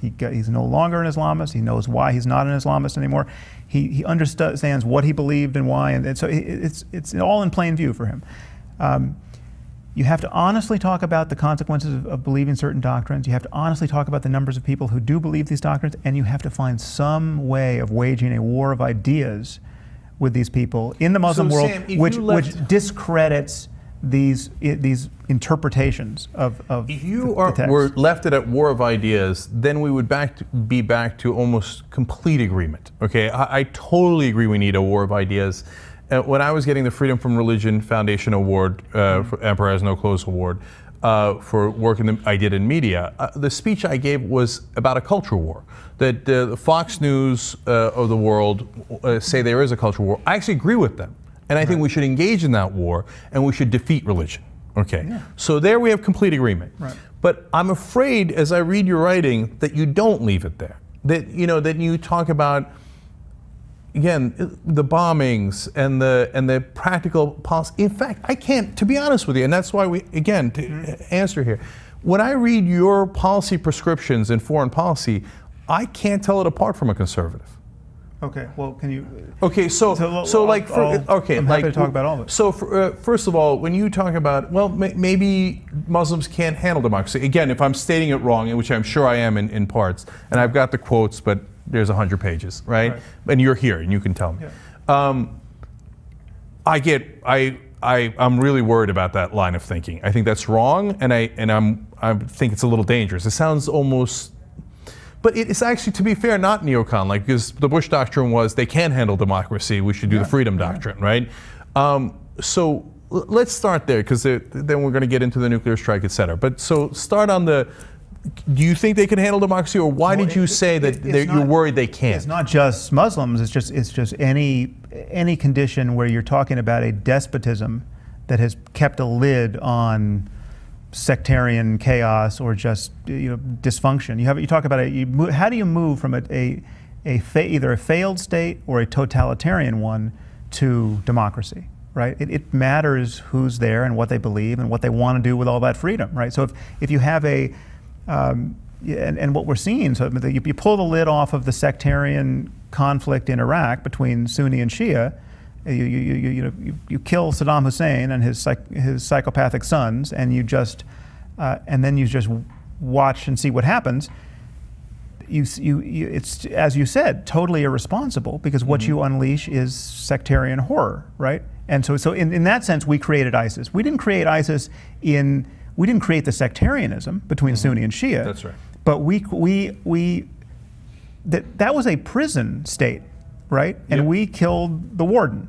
And then how are prisoners going to behave who just have all these animosities? But Sam, clearly the right idea isn't to put more wardens in. Well, no, but I think you could. It's possible, and this is a conversation that has almost nothing to do with Islam per se. It has to do with just humanity. How could we fix North Korea? Right, North Korea is a hostage crisis. They've got a lunatic with bouffant hair keeping tens of millions of people hostage, right? Yep. And they are information starved too. They think they're a master race, right? They're 6 inches shorter than South Koreans, but they think they're a master race.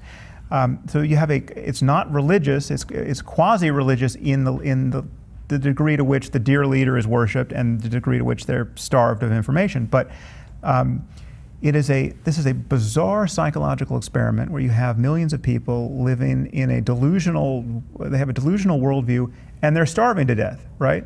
And in a perfect world, the civilized world could say, we're going to go in there and save these people, because they need saving, right? But how do you save them? Well, one, the leader's got nuclear weapons, and so it's very hard to do anything. That's one reason to stop nuclear proliferation, because you can't go save people when the maniac in charge has nuclear weapons. But what would happen if we just killed the dear leader and then created a democracy in North Korea? Who the hell knows? But these people might not be ready for democracy in the next 20 years. There may be an argument for some kind of benevolent dictator transition to democracy. Ooh, that sounds uncomfortable. Well, no, emphasis on benevolent. I mean, so you put someone in charge who really. No, but that's a hypothetical, Sam. There are no benevolent dictators. No, that's not true. Really? You want to take that chance? Not in principle. It's not true. There's no benevolent dictators. They're not many historically. But the question is, if we had a truly benevolent project, I think that most of the world feels, apart from how scary the leaders of North Korea have been, most of the world feels just bad for the North Koreans, right? If we could, we would help these people. The question is how to help them. And I mean, you're talking about a generation of people who do not have, I mean, not only do they not have the institutions that would allow for a democracy, who knows what they believe about the nature of reality. So Sam, a couple of things there. Number one, I would never say that the North Koreans or the Muslims in any particular country are not capable of democracy. Of course they are, right? Now you're saying, I think you're saying is, I hope you're saying, of course they are, but they might need a 20-year transition. Sure, yes. Okay, yeah. All right. So that's better than some interpretations of what you're saying. Yes. Okay.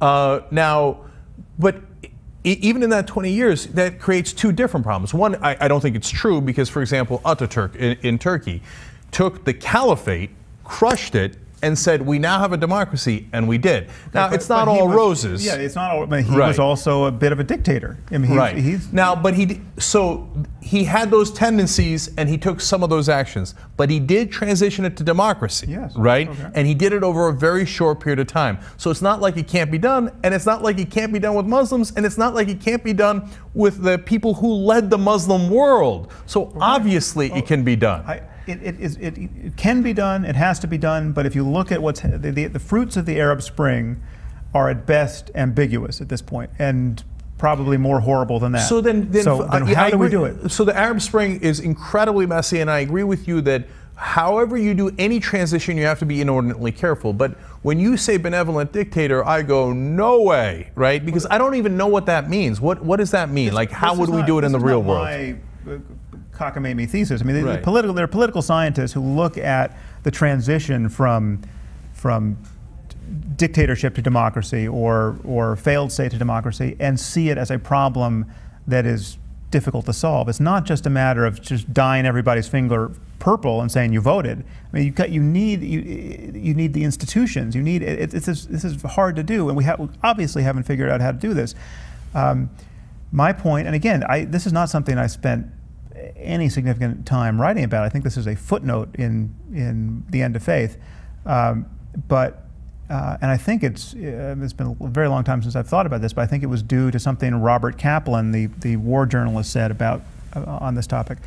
But yes, the transition to democracy is, of course, Muslims are just human beings. Yeah, the next generation of Muslims in every Muslim society. You know, the Muslims who are now 18 months old, right, are not Muslims, right? They don't follow the doctrine of Islam, right? They're just human beings, right? I want to reach those people as much as you do, and I consider them to be as valuable as any other group of 18-month-olds on Earth. And they're capable of democracy, they're capable of physics, they're capable of all the beauty of the 21st century.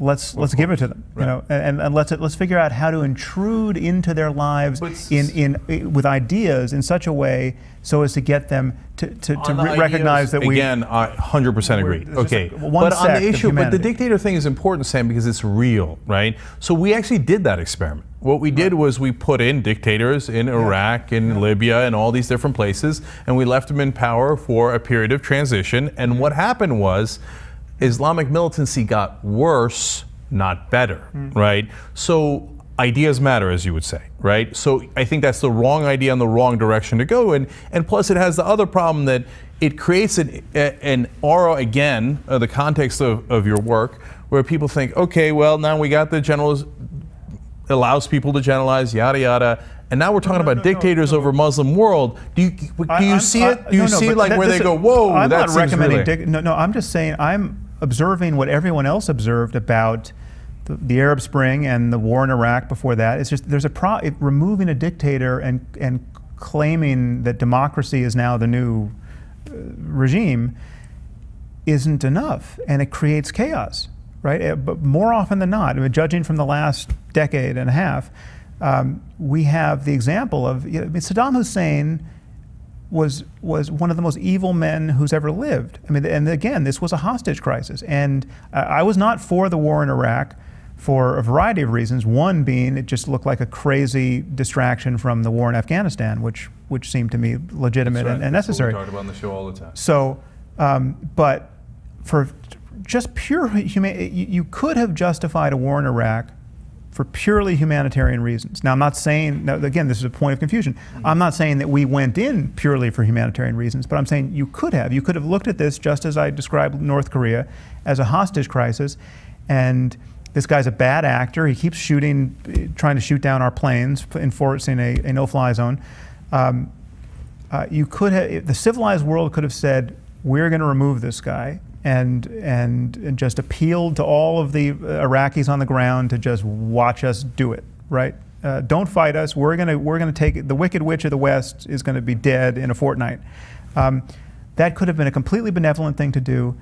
But again, here is where we have to be honest about the role that Islam plays in making this unworkable.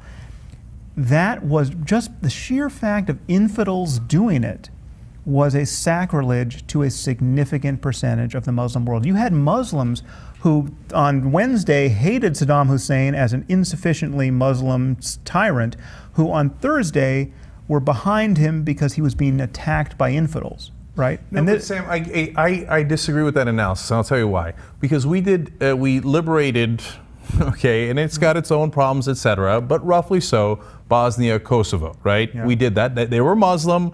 We helped them, and we were not perceived as infidels. We were not perceived as hostile. We were perceived as enormously friendly to the Muslims. We did not invade Muslim land. That is different. We did not invade Muslim land, and we really don't get credit for that. I mean, the Muslim world doesn't give the West credit for the liberation. Certainly did, and the people in Kosovo did. And so my point there, Sam, is that it is not a universal Muslim reaction.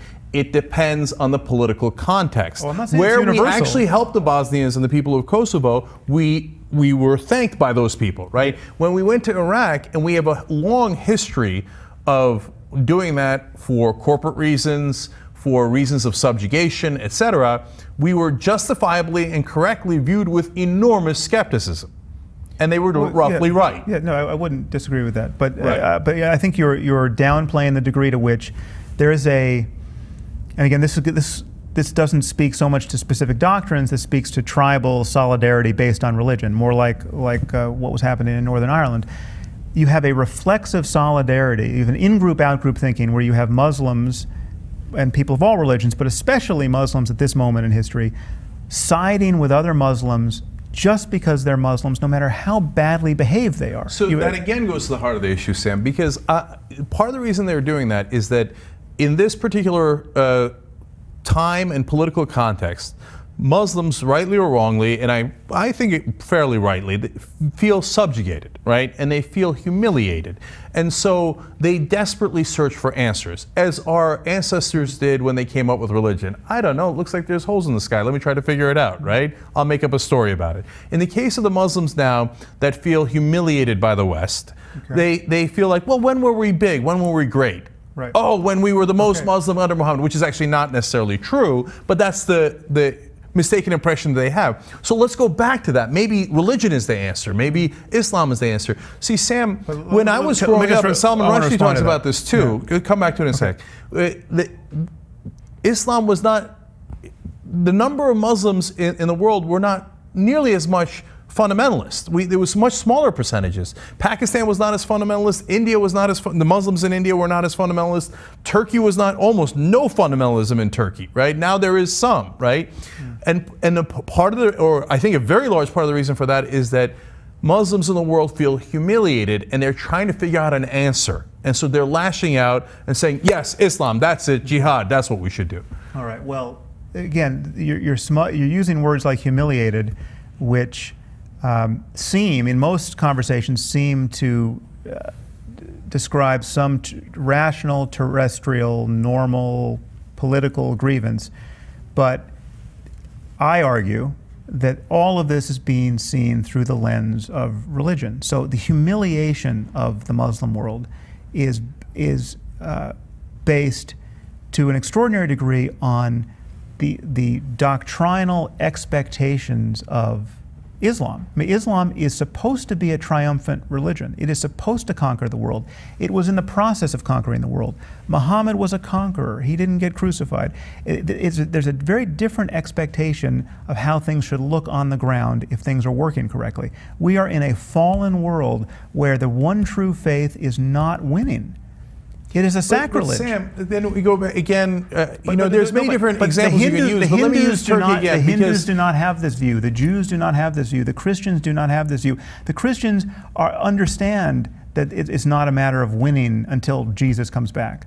But the people of Kazakhstan don't have any feelings of, conquest of the world. The people of Kosovo don't necessarily feel that way. No, you're not paying attention to the triumphalism and the notions of supremacy that run straight through Islam. No. And the reason why the Turks are not doing jihad in general is manifold, but right? Ataturk, you mentioned him. Right. They had secularism, and secularism was we were programmed to be secular in Turkey, literally by our education system. So that's an enormous part of it. But the other part of it is, and you see this in other countries as well, is that economically, Turkey's doing much better. It's among the top 20 economies in the world. So they don't need to, they don't feel humiliated. They don't need to do global jihad. They're doing fine. What about all these richer Gulf states that are exporting the ideas of global jihad everywhere all the time, and they're just pulling money out of the ground? So that's a combination of factors. So in Saudi Arabia, we know historically that the Al Saud dynasty had to strike a deal with the Wahhabis, right? And so they now, as part of that, I mean, you want to talk about a deal with the devil, right? Ironically. They have been spreading Wahhabism throughout the world, which is a scourge upon the earth, okay? Yeah. So that is a unique situation in Saudi Arabia. Could it be that the other Gulf states know that they're not going to conquer the world with their limited oil? ISIS. I mean, you have wealthy people who like ISIS, right? Now, some of these wealthy people are cynical, and they're just afraid of ISIS, and they just want to keep ISIS elsewhere. That's right. I mean, that's a huge part of the Saudi bargain. Yeah, and they're afraid of the radicals in their own population who, so they just want to export this ideology to the rest of the world and keep their own extremists contained. But it's just a fact that a commitment to jihad, a support for jihad, is uncoupled from economics, and it's uncoupled from education. As economics go up and education go up, a radicalism goes up. This is not the poorest of the poor who are the jihadists. It's the engineers who are the jihadists. And that's a problem. So this is a very PC fantasy, which it would be great if it were true. We're talking about micro and macro issues. You're talking about a micro issue of that particular engineer or doctor doing what he does, right? Whereas I'm talking about macro issues of a country that is doing economically better is less likely to produce a culture that is steeped in jihad, etc. I certainly hope that's true. I don't know that we know that that's true. Okay, and so that is why the culture matters more than the religion does, and I think the geopolitical context matters more than the religion does. But look, we got to go to the nuclear strike because, again, it affects all other issues. So now, you did not say we should do a nuclear strike on anybody, right? But you said we should, and correct me where I'm wrong, we should consider doing a nuclear strike, a first nuclear strike, under certain circumstances.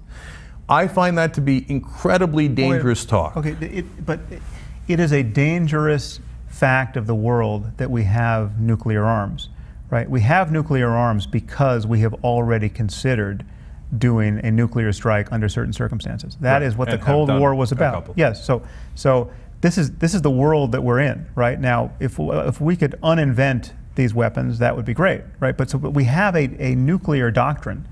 And it developed entirely in a Cold War context, where we were faced with the Soviet Union that was, for all of the flaws and all the ideological quirks, this was not a death cult and did not have the basis of being a death cult. These were rational actors, and their hopes and fears and aspirations were constrained by terrestrial concerns. These were not people who could say, we love death more than you infidels love life, right?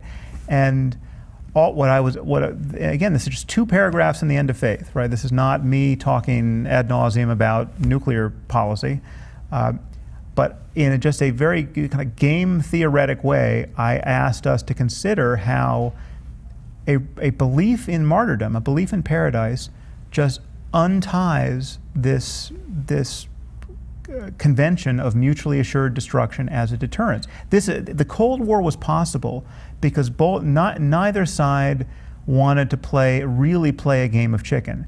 When you're playing a game of chicken with someone who wants to get to paradise, you're screwed. You're going to lose this game of chicken, right? So, and the moment you accept, and again, many people don't accept this for reasons I cannot fathom, but the moment you accept that certain people really do believe in paradise, really do want to die and to get there, right? Or just, they're hoping to be martyred. This is that death today would not be a bad thing for them. And then you imagine us failing to keep the big bombs and the long-range missiles out of their hands. You imagine a regime that is just like ISIS, but they've got ICBMs.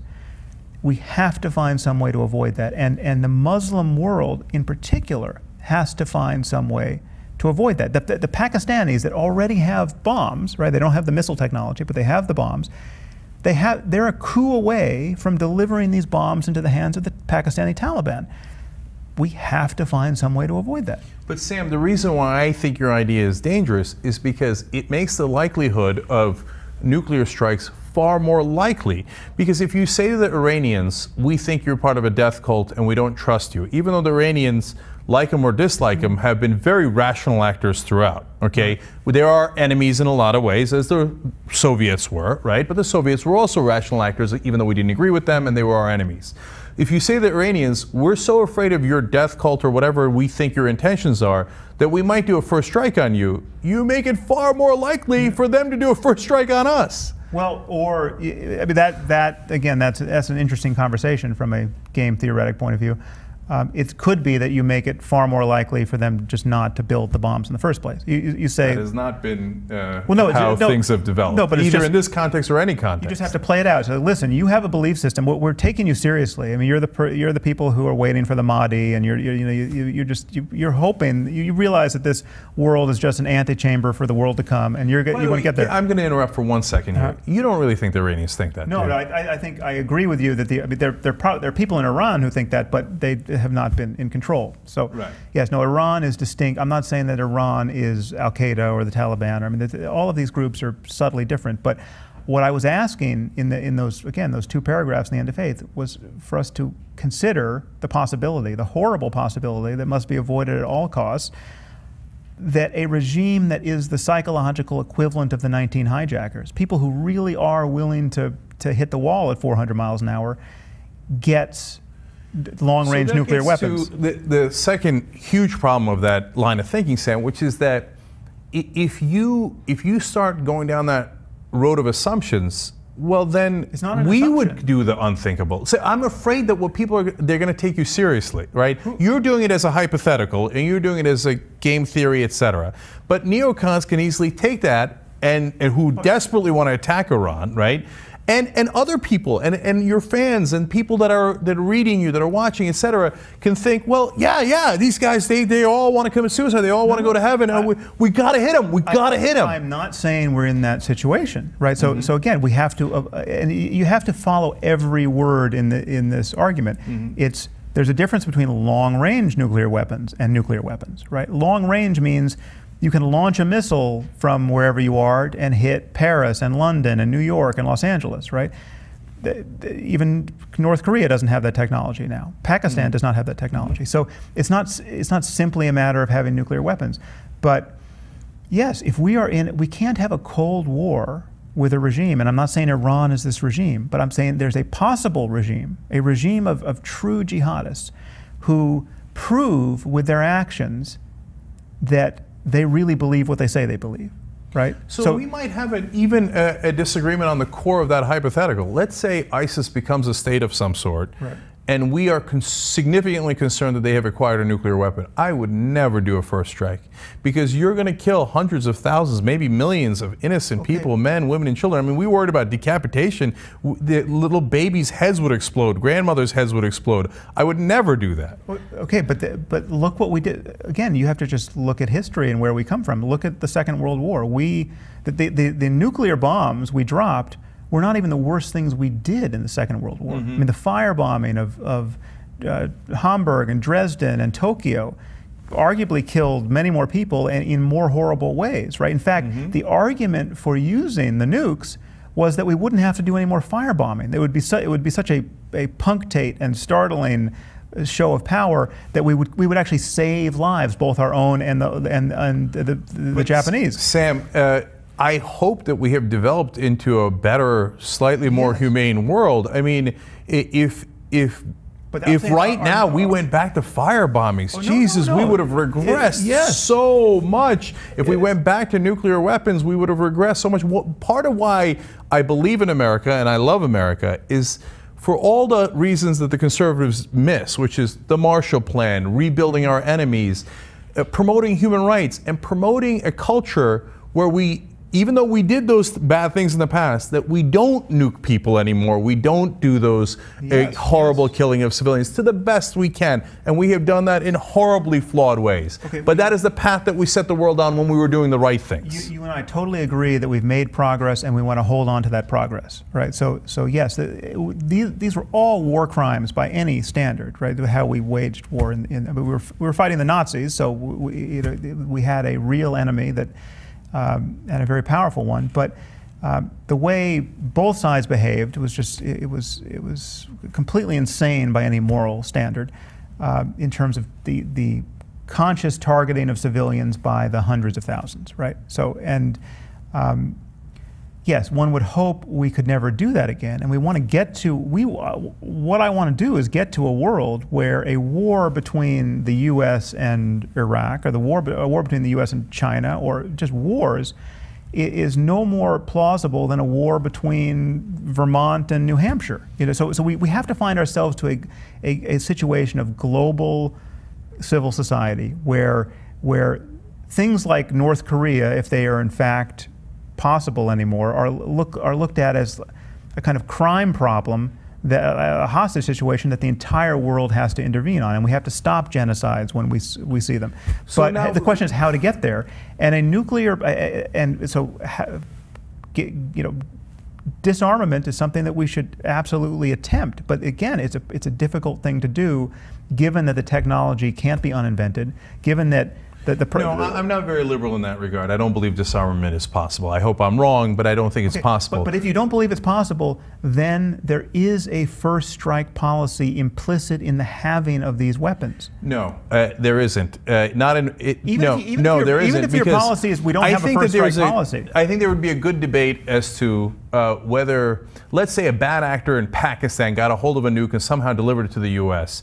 and killed hundreds of thousands of Americans. I know that every president in the world would go ahead and do a retaliatory strike on Pakistan. I think there should be a good argument that you shouldn't, because it's not the people of Pakistan who did that, it's that bad actor. We should find him and kill the living hell out of him. Okay. So, but as a first strike, no, I would never contemplate that, because then you are doing what you are accusing them of wanting to possibly do. No, but let's say we had intelligence, we're back in the Cold War now, it's us and the Soviet Union, and we have intelligence that is just incontrovertible, that the Soviet Union is planning a first strike, right? And so just take out the uncertainty, right? We believe this as surely as we believe anything, that they're, on July 4th of this year, they're going to, of next year, they're going to wipe out every major city in America, right? For whatever reason. Things have heated up to that degree.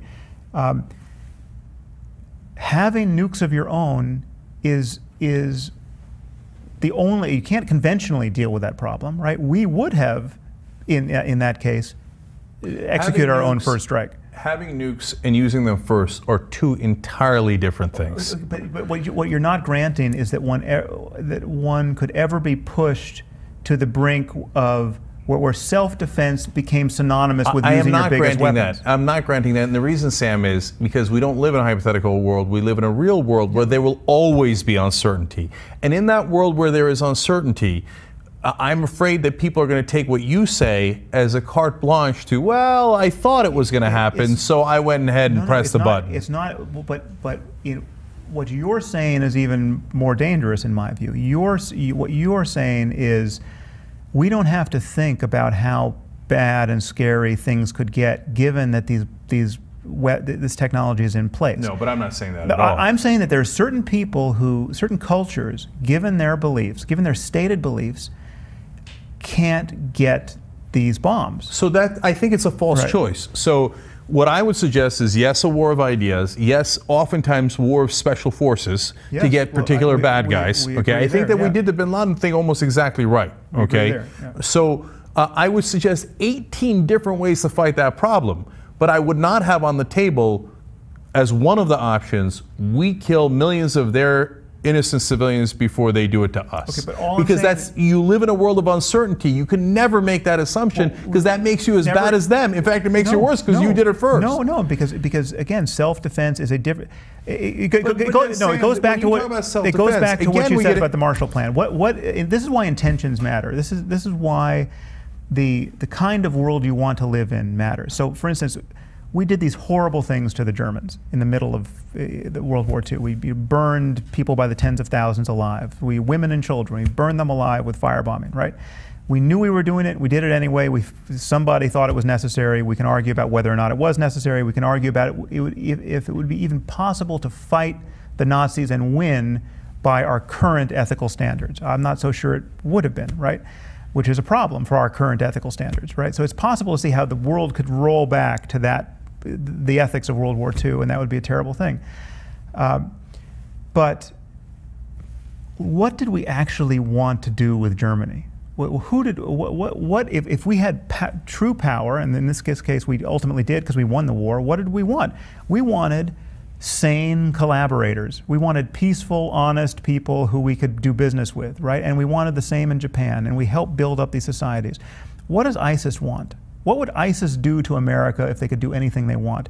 We know what they would do. They're not. So again, it's a different aspiration. But Sam, I'm worried that you're conflating ISIS with Muslims. So again, because and I'll tell you why. Because when you get into the real world, it's obviously not all Muslims. Right. No, I know you're not saying all Muslims, but the reason why I think you're conflating it is because when you turn to the Palestinian issue, right, which you've written about, and you use that same exact way of thinking. You say, well, if the Israelis could do whatever they want to the Palestinians, we know what they would do because they're doing it right now, and we know if the Palestinians had it their way, they would wipe out all of the Jews. That's actually, I don't think that's true at all. I don't think it's remotely true. And I'll tell you. But you're doing some mind reading, right? So you're in the telepathy business. No. They're telling us that they would wipe out everyone. So no. So Sam, two things that are important there.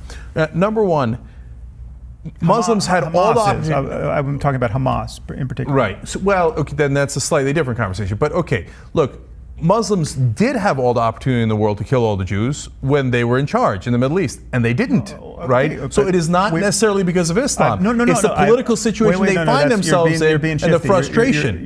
Go on, why is that? I've explained why they didn't kill all the Jews and all the Christians because of the doctrine of dimitude. Okay, then because of that same doctrine, why the Palestinians wouldn't kill all the Jews? Again, I'm talking about Hamas, the democratically elected government in Gaza, right? So there are many Palestinians who agree with Hamas, clearly. Hamas, the state, in the charter of Hamas, genocide is explicit, right? But Sam, and we know saying if you ask the Irish terrorist, no, I'm going to tell you why. Look, if you ask an Irish terrorist in the middle of the Northern Ireland fight, would you kill them all? He would say, yes, I would. Yes, I would. I'd kill them all. That's purely plucked out of your imagination. But Sam, everybody fighting under those circumstances says, I'm going to kill them all. But when the Muslims were in charge, they didn't kill them all. And by the way, so now we get to, again, the core of the issue, which is that you say if the Israelis could do anything they want, well, they wouldn't do but well, wait a minute. Now, they can do anything they want, and they occupy them, right? And so... and they prevent a state from happening. Then you turn around and you say, well, the Palestinians are really bad because if they could do anything they want, they would prevent Israel from being a state. But that's theoretical. What Israel's doing is real. They are already preventing the Palestinians from having a state. When people tell you that they want to commit a genocide, when they tell you publicly and they say it to themselves in private, you should take them seriously because we know people are capable of genocide. Sam, then we go back to the earlier conversation. But just take that on board. You're really going to dispute that? Is when Hitler says, I did it for Christianity, is it really true? Well, it's half true, half not true. He did it for a confluence of factors. And when somebody says, I'm doing it for a certain reason, do you believe them completely? Of course not. It depends on what are their factors. It's the neuroscience question we tackled earlier.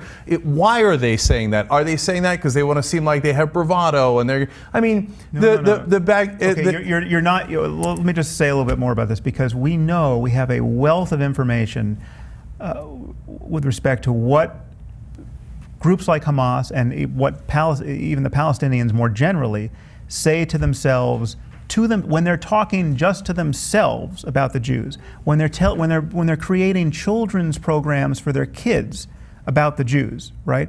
And genocide runs straight through it, right? So the aspirations of... You really don't believe that there's an enormous geopolitical reason behind that? The occupation, the occupation is crushing terrible. existence of the occupation is what's leading to that horrible ideology? It's not, no, it's not. But what occupation led to the genocidal intentions of the Nazis? No, so there could be two different reasons. Actually, there could be many different reasons why you go to genocidal intentions. So, if you had asked people living under occupation, the Tamil Tigers, you name it, right? You want to kill them all? My guess is a great, or not a majority, but a lot of them would say, hell yeah, I want to kill them all, right? And sometimes it's the reverse, where you have complete power and you can do whatever you want to people, and that leads to horrible results. But in all of those cases, it's not the religion alone that determines it. Religion is a factor, and I would say in the case of the Palestinians, a small factor. That in fact, if they had the power, my guess is as human beings, they would react very similar to the Jews and the Israelis, not in the good and the bad. I don't think they'd kill all the Jews, because you have to flip the situation completely, the context completely. On the other hand, would they also subjugate and occupy the Jews? I bet they would, because they're human beings, and that's apparently how human beings react. Okay, well, I think, again, we're talking about the weighting of various factors, because of course the occupation is a factor, right? Now, the occupation is not a factor that explains most of the other instances of suicidal violence and theocratic violence we see in the Muslim world. The occupation of the Palestinian territories has nothing to do with the reasons why a Sunni in Pakistan is going to wake up tomorrow morning and sacrifice his life to kill a Shia wedding party. Yeah, no, right? Sam, I believe that we are way underestimating, and many people disagree with me, and you're of course free to disagree with me, but I think we are way underestimating the impact of the occupation for the whole Muslim world. That it is driving Sunni, the Pakistani, Shia? It is driving the Pakistanis to be more fundamentalist. No, but what's in interesting and perhaps ironic is that it might be driving the Sunni and the Shia to be more fundamentalist. And in that fundamentalism, they then fight each other, which is not the only reason why they fight each other, but it makes that fight worse. But again, fundamentalism is only a problem if the fundamentals are a problem, right? So fundamentalist Jainism is nobody's problem. I know, but the fundamentals of Christianity is wrong, the fundamentals of Judaism is wrong. The reason they are not doing that at this particular time is because of the geopolitical circumstances they find themselves in. We have a lot of... But look at America. We don't have suicide bombers. Why? We don't need them. We got F-1s. We got Christian fundamentalists, submarines, we got aircraft carriers. We have Christian fundamentalists by the tens of millions in America. They have great socioeconomic conditions by comparison. Yep. They're waiting for the rapture. They're as crazy as all get out on specific issues. They will impede life-saving medical research based on crazy ideas. They will, in certain circumstances, I've granted you, their beliefs are, when you add nuclear weapons to them, as terrifying as you could want. I mean, if we had enough things happening in the world that seemed to be a confirmation of prophecy, who knows what an evangelical president could be capable of, right? All terrifying. The number one danger in the world, by the way. So and this is what was so egregious about your titling that video of me, is Sam Harris is more dangerous than Sarah Palin.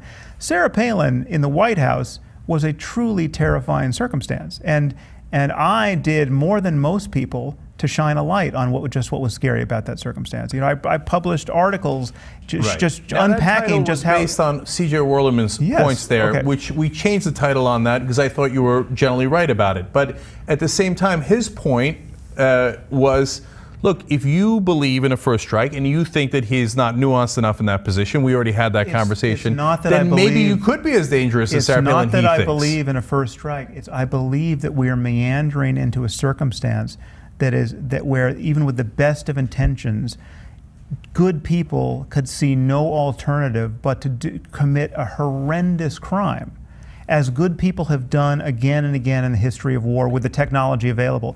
Good people committed horrendous crimes throughout World War II based on a pure perception of self-defense, right? And a logical one given what the enemy was doing to them.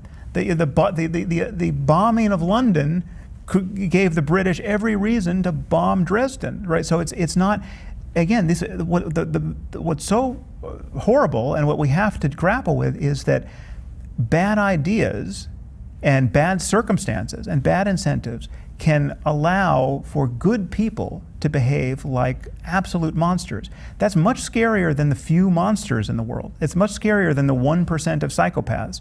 To have ideas, to have systems, to have incentives where people who are better than you and me can be committed to atrocities. And so, again, a belief in paradise is one of the scarier memes to have running on the hard drive, because Sam, it changes the equation on so many fronts. So we agree completely on the ideology. So let me see if I can reach a conclusion here, right? So I would argue that the liberal policies, progressive policies, would be a better way of getting the Muslim world away from those dangerous ideologies than some of the ideas that certainly conservatives put forward, and I would argue that you put forward, right? But you tell me if you're not putting it forward. What do I put forward? I agree with you on the war of ideas. I don't know whether you call that liberal or not, right? But when you talk about possibly torturing, possibly nuking, possibly bombing, the continuing the occupation, et cetera, et cetera. Hold on, let me just finish, and then I'll, of course you'll address it, right?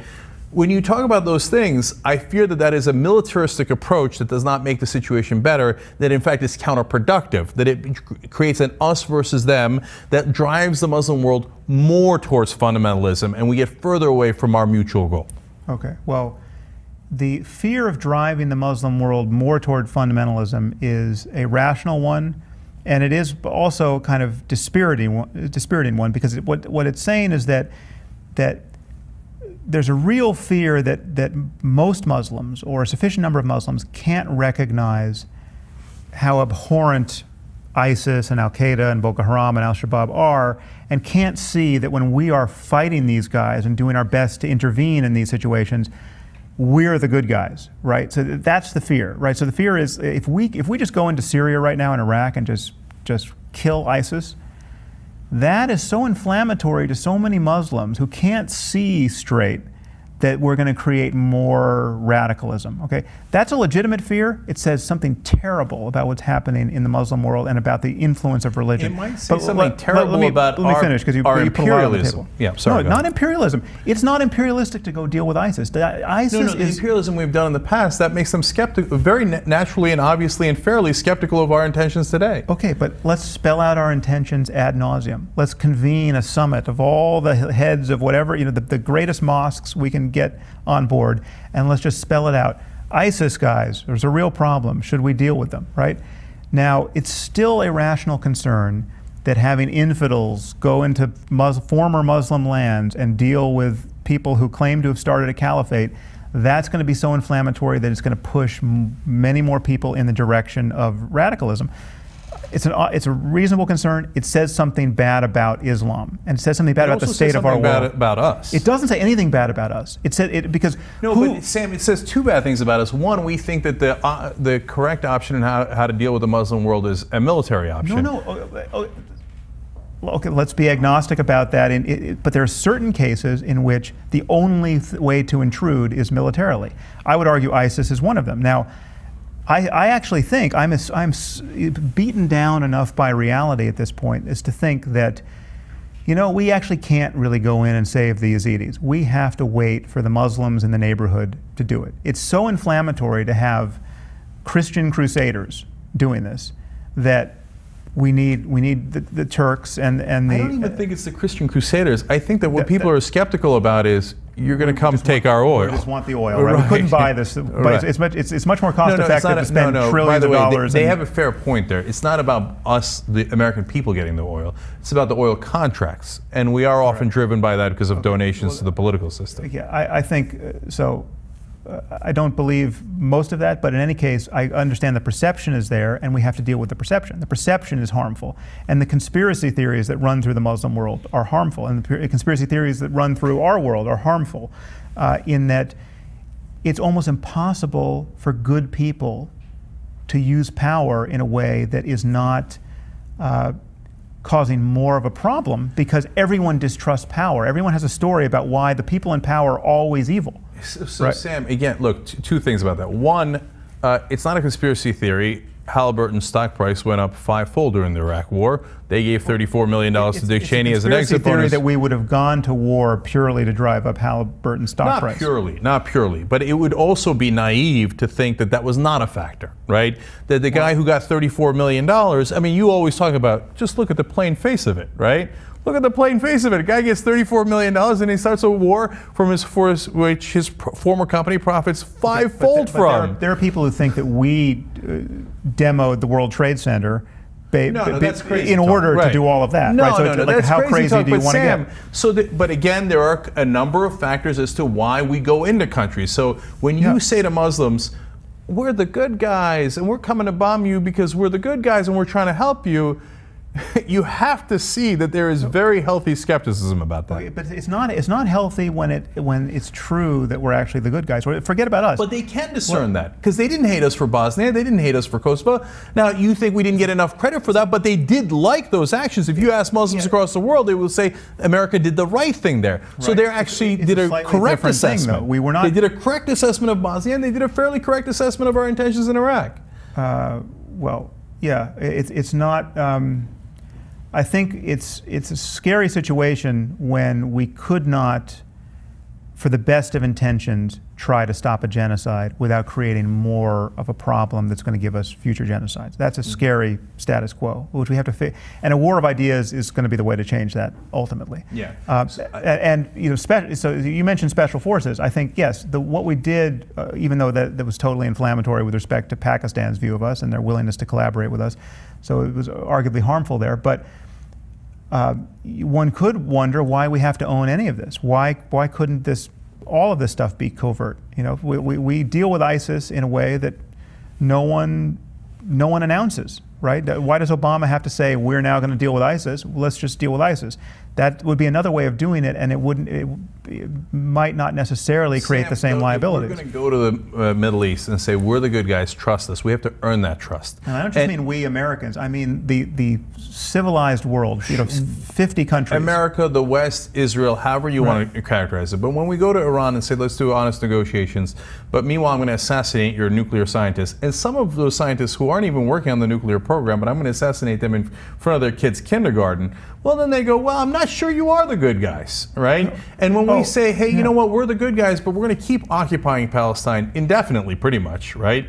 So, but trust us, we're the good guys. Can you see why they don't trust us? Well, yeah, of course. And I'm not denying that we are trailing a very unfortunate history of foreign policy disasters and cynicism and propping up dictators who were terrible dictators, who were not benevolent dictators, right? Evil dictators. And we propped up Saddam Hussein against the Iranians. I mean, so it's yes, but you have to, you roll back the clock enough on anybody and you just get sheer barbarism, right? So we're all trailing this past of just everyone was the bad guy at some point, right? But the question is, how do if you start the clock running now with current intentions, right? And current intentions that are very different. I mean, when you ask, even somebody like George Bush, who I thought was a disaster and a terrifying ignoramus in many ways, if you asked what would he have done, what would he have done with Iraq if he could have just done anything he wanted, right? He'd just go in there, change the government. Is he going to just start letting American troops rape and kill and pillage? No, he would have made Iraq like Nebraska. Right? He would have, in terms of what he wanted to happen there. He wants a democracy that we can collaborate with.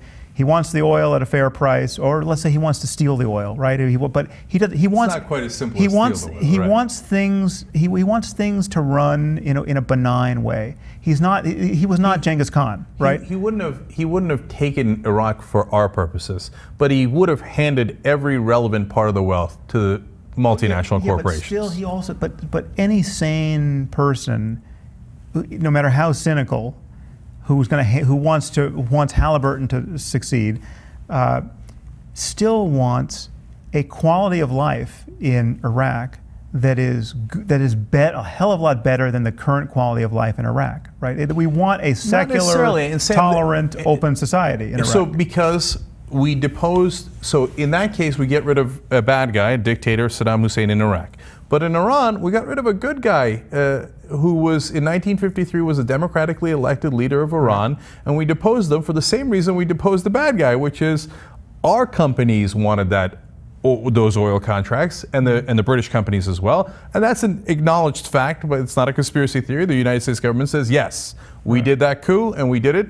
Why? Because the companies wanted the Iranian oil at a cheap price. Not us, not the citizens, but the companies did. So, no, both Bush and at the time Eisenhower, we've made a ton of moral progress. I guess they wouldn't mind a nice Iran and Iraq that has economic progress, but that's not really the point. The point is, in both of those situations, we get the resources. Well, so that's why they don't trust us, because they're right not to trust us. I'm not conceding that that was entirely a war over resources, but I think we've just spoke about this before. We have made a lot of moral progress since 1950, since 1940, since 1930. I mean, we were lynching black people in 1940 and into the 60s, but I mean, if you look at the 20s and 30s, I mean, it's just the kind of behavior you saw, especially in the South, but I mean, it's just unthinkable today. It's right out of the worst parts of the Middle East. And that is why Iraq was so outrageous, because it seemed like we had gone backwards to those days, right? Where we were doing coups, where we were attacking countries that didn't attack us. Iraq didn't attack us. So that's why it seemed to many people, justifiably so, including the Muslim world, here come these guys again, and therefore they're here for our resources, our oil, whatever it happens to be. Okay. So my point, in trying to reach a conclusion is, if we were to do it the right ways, so war of ideas. So look, I've said things that are both a little tongue-in-cheek and somewhat true, is that I would rather bomb them, first of all, with books. I'm totally serious about that. And secondly, with porn. In the Muslim world, if you have access to the internet, you are far more likely, and that's another Pew Research poll, far more likely to be positive towards the West, Western culture, and to Christianity, okay?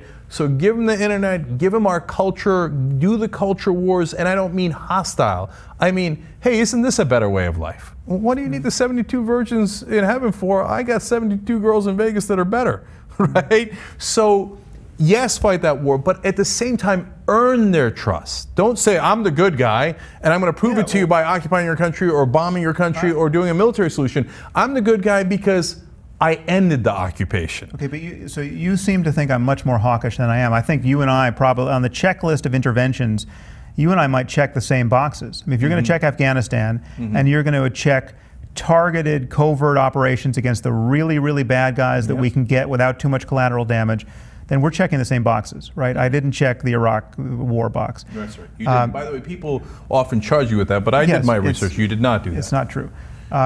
And on the torture bit, but we don't have to get into it, but the way my argument about torture is mischaracterized is my argument is not about the ethical wisdom of torture. It's a comparison between torture and collateral damage. And if you could ever think of a circumstance where torture prevents collateral damage, then all of it, so we're all open to torture. I mean, we're all open to collateral damage because you have to wage any kind of war, right? Collateral damage just comes with war. But collateral damage is so much worse than most people realize or want to think about. And if you think of a situation in which torture would spare you collateral damage, well, then all of a sudden torture is on the table as something that ethically, and so you might think I mean, maybe we're out of time, but my conversation about torture is not just let's just start torturing people because it works and we should do it and who cares about its effects. It's collateral damage is so horrible, and however you align it with torture, it's worse. Which is worse, waterboarding somebody or blowing them up? But it's a false choice again, Sam. It's not a false choice. There are situations where first of all, there's two things that happen out of that. One, you give the Cheneys of the world permission to use torture. They go, look, reasonable guys who call themselves liberal like Sam Harris, who are very secular, telling me that torture is right under some circumstances. I got Khalid Sheikh Mohammed. Of course I'm going to torture him. I got the worst of the worst, as they said in Guantanamo. They would have certainly used your ideas to say, obviously we should torture the guys in Guantanamo. Okay, well, again, there are situations in which that would be clearly unethical and horrible and a war crime. I think torture should be illegal across the board, But illegal is not the same thing as always unethical. You know, if you're out. So should they have tortured some of the guys in Guantanamo? If by torture you mean deliberately make someone uncomfortable so that they tell you what they know, someone like Khalid Sheikh Mohammed, yeah, I think so. I think that we have no responsibility to make sure Khalid Sheikh Mohammed is comfortable and not inclined to tell us anything. But you're playing with words there. Uncomfortable. But what is torture? Torture is torture. No, torture is not always torture. So waterboarding. Waterboarding has always been torture. And we smash their heads into the walls. By the way, we've left them in freezing cold weather. And by the way, sometimes at Bagram Air Base and other places in Iraq, they died because we left them in freezing cold areas, or we punched them and kicked them so much that they had internal bleeding and they died. That's torture. Torture is torture. So I see that we have to talk about this.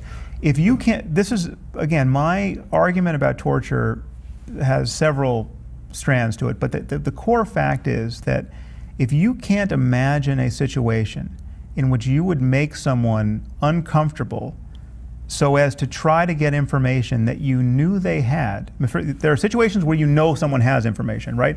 Now, not every situation is like that, but you have to grant that there are situations where you know you're talking to the guilty guy, right? He might even claim to be the guilty guy. He claims he's got the information. He claims he's got a bomb that's going to go off, right?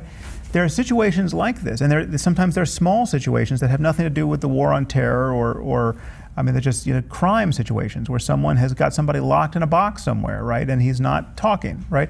If you can't imagine a situation where you would beat someone up so as to get them to talk, you're not thinking hard enough about the kind of evil people confront in this world. No, Sam. Again, that's a hypothetical. That's not attached. That happened. No, it's not attached to the real world, and I'll tell you why. Okay. There are instances where this happened. So you are saying that you would sometimes. Now you say make them uncomfortable. Come on, that's a euphemism, right? So you would take extreme measures. It's not just a euphemism. So if torture to some of these guys is telling them that you just smeared menstrual blood on them, or that you dunked a Quran in menstrual blood, right?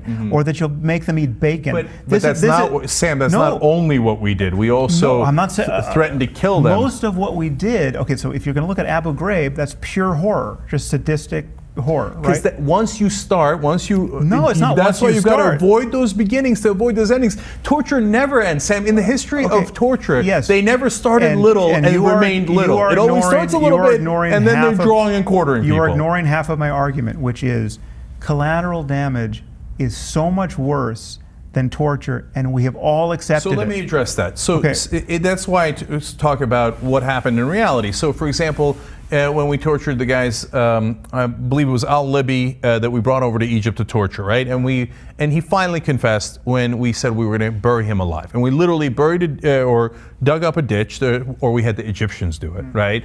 And then we started burying him there. And then he said, okay, you got it. Iraq was connected to Al-Qaeda. Now, it turns out he was lying. This is a different conversation. But that's bad information. That's the heart of this conversation, Sam. Because if you torture people, they will tell you not what the reality is, but what they think you want to hear. And it was obvious to al-Libi, and he was right, that what we wanted to hear was, okay, Iraq did it, even though he knew it was false. All right. Well, I don't. The details of that story, I don't know how well vetted that is, but I'll just accept that as true. But it is another politically correct myth that torture never works, and that people can just make stuff up out of whole cloth that then leads you on a wild goose chase to harm other people. There are certainly circumstances where that can happen, but you just have to imagine how these real world circumstances come about. You capture someone in Al-Qaeda along with his laptop, his hard drive. You have all, 10 years worth of emails, right? So you have a lot of information, and people, these people who are interrogating them, you can't just make stuff up, right? There's a ton of information here, and again, I'm not sanguine about the torture being a benign thing that we should do cavalierly. I think it should be illegal. I think if somebody does it in a circumstance that isn't in absolute extremity of where any decent person would be tempted to use force in this circumstance, then these people should be prosecuted and go to jail for decades, right? But there are circumstances where you would have to be a monster not to lay hands on the bad guy. Sam, you're not imagining. You're just not imagining those circumstances. No. So let me clarify, because this is important, right? So I'm not saying that torture has never worked and will never work under any circumstance. What I am saying is that, number one, it is unlikely to work. Not that it never works, that it is unlikely to work, and I'll tell you why in a second. And that, number two, it has such terrible consequences, both in terms of what we are doing to our captors and what we are doing to our own morality, and the message we're sending to the rest of the world about whether we're good guys or bad guys, that I wouldn't do it.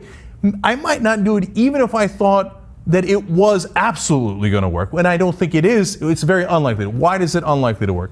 We waterboarded Khalid Sheikh Mohammed 183 times. If it worked, why do we have to do it 183 times? It doesn't work. Okay. By 182 times, we should have gotten the sense it's not working. We're not going to resolve this conversation here. I should say that my position on torture is exactly the position on torture that you find in the Stanford Encyclopedia of Philosophy, right? And one thing that's happening to me now in conversations like this and on many topics is that much of my discussions have not to do with policy, but have been an effort to get at ethical bedrock. I mean, I write and think as a philosopher, and in the context of having a philosophical discussion about ethics and right and wrong, you can say many things that seem crazy outside of a philosophy seminar, but in a philosophy seminar are totally legitimate. So in a philosophy seminar, you could say, you know, why can't we eat babies? What's wrong with eating babies? If we've got extra babies around that nobody wants, why can't we eat them, right?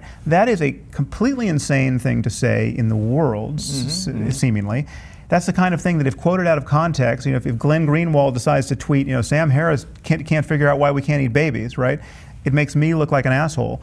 But the reality is that if you're talking about, if you're trying to get to the bedrock about the ethics of good and evil and the use of force, if you're trying to just, then starting the conversation with why can't we eat babies? You know, give me an ethical argument about why this is really, really wrong, why our intuitions of its wrongness can be conserved. That is a totally legitimate thing to do, and there's not a philosopher on earth who would think you were a weirdo for having that conversation. So much of my discussion, I mean, I don't tend to write down to my readers, and much of my discussion of things like nuclear deterrence and torture and all of these very inflammatory issues, the biggest one is the link between belief and action, killing people for their beliefs, right? Those are had in the context of a very extensive conversation in philosophical terms about how do we get to ethical bedrock. What makes it right to kill Osama bin Laden? I mean, how is it right? Is it right by virtue of all the people he's killed? Well, no, because we're not even sure he personally killed anyone, right? Is it right by virtue of all the people that Al-Qaeda killed already?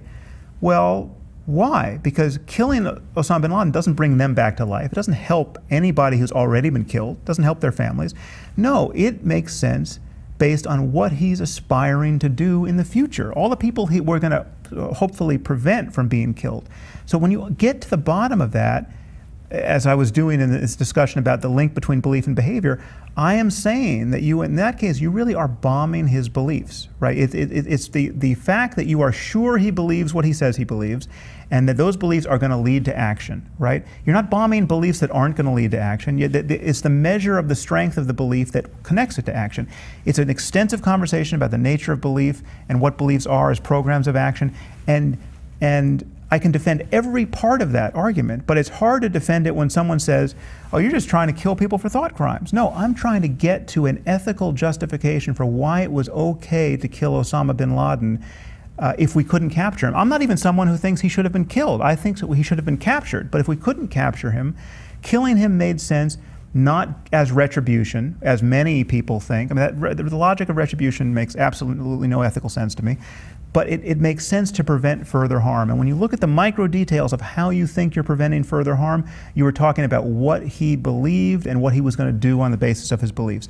And again, I'm paying a massive penalty for trying to have a fine-grained, intelligent, and quasi-academic discussion, and it's getting exported onto Twitter and into the minds of people like Glenn Greenwald and Reza Aslan, who don't want to engage with my argument closely enough to understand it, or they're quite happy to cynically mislead people as to what I'm actually saying. And I think it's in their case, I think it's the latter. But there are many people who are just confused by the norms of philosophical, ethical discourse, and they just don't say, well, how could you even be talking about eating babies? You monster, right? Right.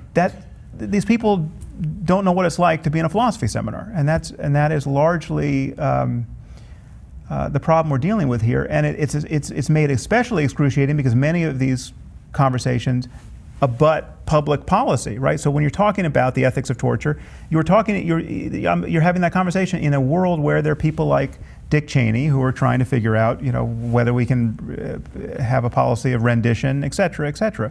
I think that's a good point to end on, because I think that is your central defense, and you've laid it out, and I hope that we had enough of a conversation here where people got a sense of where you stand on the issues and the context with which you put the issues. Now I know, I agree, with Reza I have significant disagreements. With Glenn I don't have that many disagreements, and I think that he would say the problem with what you just stated is that you're not in a philosophy seminar, that we're in a world where people are influenced by your ideas, and that I shouldn't put words in Glenn's mouth.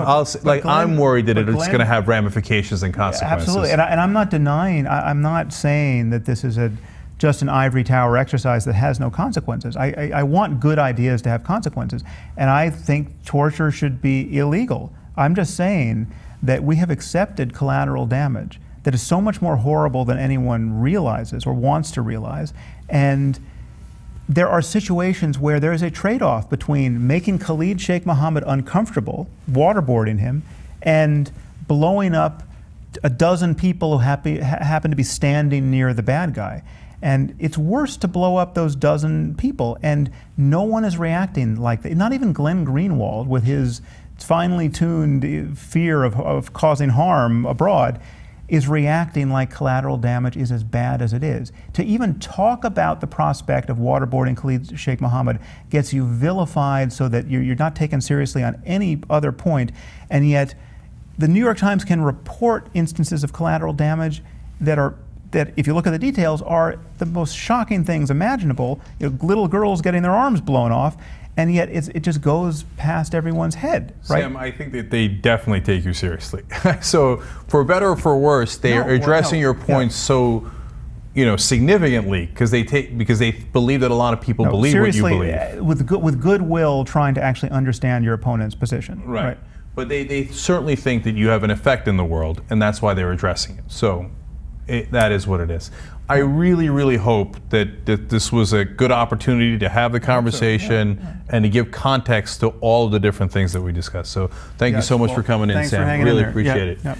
And by the way, the new book is really interesting and a whole different topic. And there's no torture in the new book. Right, waking up, and it again a point where we totally agree, right? And it's a fascinating conversation about spirituality and the connection to science and how it does not have to be connected to religion. So I recommend that. Cool. Thank you, Sam. Yeah, thank you.